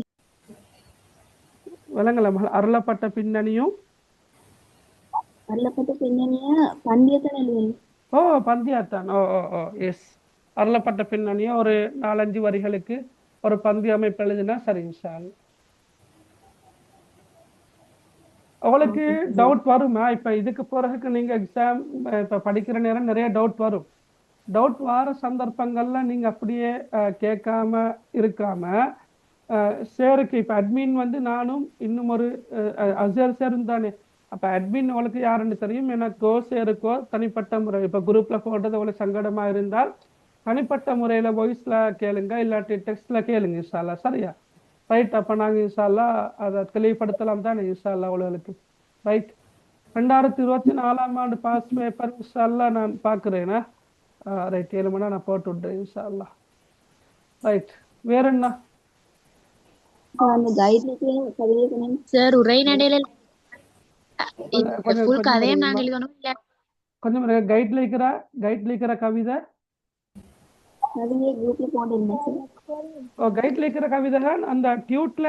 இப்போ நான் உங்களுக்கு காட்டின டியூட் இருக்கிற இல்லையா, அந்த டியூட்லயே வந்து இருக்குது கைட்ல இருக்கிற கவிதை என்னன்னு. ஓகே. சரியா? அது இப்போ கைட்ல இல்லாத கவிதை அதுக்குள்ள இல்லை. கைட்ல இல்லாத கவிதைகள் என்ன? நிஅமத்துல் மத்தர் அது புக்ல இருக்குது. இப்போ புதிய பிரிண்ட்ல அதுவும் இல்லை. நான் ரீப்ரிண்ட் போட்டேன் புத்தகத்தை. இப்போ இந்த புதிய 10ஆம் ஆண்டு 11ஆம் ஆண்டு புக் வந்து அவங்களுக்கு பழசி படிக்கிறதுல பிரச்சனை இல்லை. ஆனால் கொஞ்சம் நிறைய பயிற்சிகள் போட்டிக்கிறேன், ஒவ்வொரு சொல்லுக்குமான பொருள் போட்டிக்கிறேன். கைட்ல இல்லாத உரைநடைகள் கவிதைகள் அதில் இல்லை. சரியா? அதே போல கைட்ல உள்ள இப்போ நான் காட்டின ஒன் ஆஃப் கத்திஃபில் என்ன அந்த கவிதையை அதில் கொண்டு வந்திருக்கிறேன். அப்போ அந்த அடிப்படையில் பழைய புக்கை பயன்படுத்துறதை விட புது புக்கை பயன்படுத்துறது நல்ல. இப்போ உங்களுக்கு தந்திக்கிற டியூட்ல வந்து கைட்ல இல்லாத நிஅமத்துல் மத்தர் அதில் இல்லை, டியூட்ல இல்லை. கைட்ல இல்லாத 2 உரைநடைகள் இருக்குது. ஒன்று அல் குராபு அல் ஜுர்ரா, 2வது ஹிக்மத்துல் இமாம் ஷாஃபிஈ. இமாம் ஷாஃபியோட கதை ஒன்று வருகனே, அது 2ம் கைட்ல இல்லை. அப்போ அதெல்லாம் நான் எடுத்து வைக்கிறேன். சரியா? இப்போ 2024 வந்து क्वेश्चन ஃபுல்லா அவாய்ட் பண்ணுவாங்க. பழங்கள்ல எப்படி லாஸ்ட் இயர் பேப்பர்ல வந்த क्वेश्चंस எல்லாம் ஃபுல்லா அவாய்ட் பண்ணுவாங்க. இப்போ நீங்க ஆல்ரெடி படிச்சு தானே மகளிக்கிறீங்க, அது வராது. சூறாகவே இன்ஷா அல்லாஹ் வராது. ரைட். நீங்க இப்ப படிக்கிற நேரம் இதுவரைக்கும் வராத சூறாக்கள், இதுவரைக்கும் வராத ஹதீஸ்கள், இதுவரைக்கும் வராத உரைநடைகள், இதுவரைக்கும் வராத கவிதைகள் என்று செலக்ட் பண்ணி படிச்சு கொண்டா போதும். இப்போ நீங்க ஆல்ரெடி எல்லாத்தையும் படிச்சுட்டீங்க. சரியா? ரைட். இனி நீங்க இப்ப நீங்க எல்லா பாடத்திலும் அப்படித்தானே. இப்போ ஹிஸ்ட்ரியோ சயின்ஸோ தமிழோ ஏதோ எந்த பாடமா இருந்தாலும் சிலபஸை ஃபுல்லா கவர் பண்ணிட்டு என்ன செய்வீங்க? எல்லா இப்ப கடந்த கால வினா பத்திரங்களை வச்சு இதுவரைக்கும் வராத பகுதிகள் என்று சொல்லித்தானே ஏதாவது சில பகுதிகளை படிப்பீங்க. ரைட். அப்ப நீங்க அந்த பாடங்கள்ல என்ன முறையை கையாளுறீங்களோ அதே முறையை இந்த பாடத்துல கையாண்டா சரிதானே? விளங்கி நான் சொல்றது. ரைட். எல்லாத்தையும் படிச்சுட்டீங்க. இதுக்கு பிறகு இருக்கிற காலத்துல வந்து நாங்க எதை கூடுதலாக இம்பார்ட்டன்டாக நாங்க எதுக்கு முக்கியத்துவம் கொடுத்து படிக்கணும் என்று நீங்க கருதுறீங்களோ அதை படிச்சு கொண்டா போதும் தான் இன்ஷா அல்லாஹ். சரியா? ரைட். அரபிக் தமிழ்ல தந்து தமிழ்ல எழுத வரணும். விலங்கல்ல அரபிக் தமிழ்ல தந்து அப்படி வருமா சில நேரம் உரைநடை உரைநடையில லாஸ்ட் சாராம்சம் கேட்டா ஃபுல் உரைநடையோட பொருளை நாங்க எழுதணுமா இல்லாட்டி? எழுதணும். சாராம்சத்தை எழுத போகவானம். நீங்க மொழிபெயர்ப்பு எழுதினா சரி. நீங்க மொழிபெயர்ப்பு எழுதக்கொள்ள சில நேரம் உங்களுக்கு மிஸ் ஆகலாம், அண்டா சில சொற்கள் மிஸ் ஆகலாம், அது பிரச்சனை இல்லை. ஆனா சாராம்சத்தை எழுத போய் முக்கியமான சில விஷயங்கள் உங்களுக்கு எழுதி கொலையிலா போனா அவங்க 2 புள்ளிகள் மாதிரி தான் கிடைக்கும். ரைட். நீங்க அந்த வகையில சாராம்சத்தை குறிப்பிடுகாண்டு வந்தாலும் அதோட டிரான்ஸ்லேஷன் மொழிபெயர்ப்பு எழுதுறது மிச்சமே நல்ல.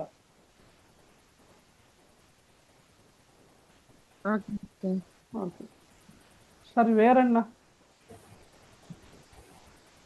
ஹைரன். அப்ப மாஷா அல்லாஹ் நான் நினைக்கிறேன் நேற்றைய தினமும் இன்றைய தினமும் உங்களுக்கு இந்த செமினார் மிச்சம் பயனுள்ளதாக இருந்திருக்கும். அவளுக்கு அந்த குரூப் திறந்து தான் இருக்குது. நீங்க தாராளமாக அந்த குரூப்ல இருந்து என்ன செய்யலாம், லெஃப்டாக வானாம். எக்ஸாம் முடியங்காட்டியும் லெஃப்டாக வானாம். எக்ஸாம் முடிஞ்ச பிறகு லெஃப்ட் ஆகமான ரிசல்ட் வரங்காட்டியும் வரைக்கும் நீங்கள் ரிசல்ட்டை போட்டுட்டு லெஃப்ட் ஆகலாம். சரியா, அவசரப்பட தேவையில்லை. அப்போ நீங்கள் அது வரைக்கும் என்ன செய்யறது, நீங்கள் உங்களோட டவுட்டுகளை தாராளமாக இன்ஷா அல்லாஹ் கேட்கலாம். சரியா, கைட்ல இல்லாத உரைநடை வருமான்னு கேட்டுக்கிறீங்க. நேத்தும் தெளிவாகவே சொன்னாருன்னா அது விஷயமாக கைட்ல இல்லாத உரைநடை ஒரு தடவை தவறுதலாக வந்திருக்குது 21ஆம் ஆண்டு அல்-குராபு வல்-ஜுர்ரா என்ற அந்த கைட்ல இல்லாத உரைநடை வந்திருக்குது. வராது இன்ஷா அல்லாஹ் வராது. சரியா, ரைட். அப்போ அவங்களுக்கு அனுப்பிக்கிற டியூட் எல்லாத்தையும் ஒரு நோக்கத்தோடு தான் நாங்கள் அனுப்பிக்கிறோம். எனவே தயவு செய்து நீங்க அதுகளை செஞ்சு பாருங்க இன்ஷா அல்லாஹ். சரியா, ரைட். ஓகே, துவா செய்கிறோம். எல்லாருக்குமாக நாங்கள் துவா செய்கிறோம். எல்லா பாடங்கள்லையும் நல்ல ரிசல்ட் எடுக்கணும், நல்ல பெருப்பெருகள் எடுக்கணும் இன்ஷா அல்லாஹ். குறிப்பாக அரபிலக்கண பாடத்தில் எல்லாரும் என்ன எடுக்கணும், எல்லாரும் எடுக்கணும், எல்லாரும் எடுக்கணும் என்றதுதான் எங்களோட பேரவா. சரியா, ரைட். அந்த அடிப்படையில் இன்ஷா அல்லாஹ் எல்லாரும் எடுக்கிறதுக்காக நாங்கள் துவா செஞ்சு கொண்டு கிளாஸ் செமினாரை முடிச்சு கொள்வோம்னா இன்ஷா அல்லாஹ். ரைட். சுப்ஹானக அல்லாஹும்ம வ பிஹம்திக அஷ்ஹது அல்லா இலாஹ இல்லா அன்த அஸ்தக்ஃபிருக வ அத்தூபு இலைக். அஸ்ஸலாமு அலைக்கும் வ ரஹ்மத்துல்லாஹி வ பரகாத்துஹு. வலைக்கும் அஸ்ஸலாம். பாரக்கல்லாஹு ஃபீக்கும். ஜஸாக்கல்லாஹ் ஹைரன். பாரக்கல்லாஹு. ஜஸாக்கல்லாஹ். ஓகே.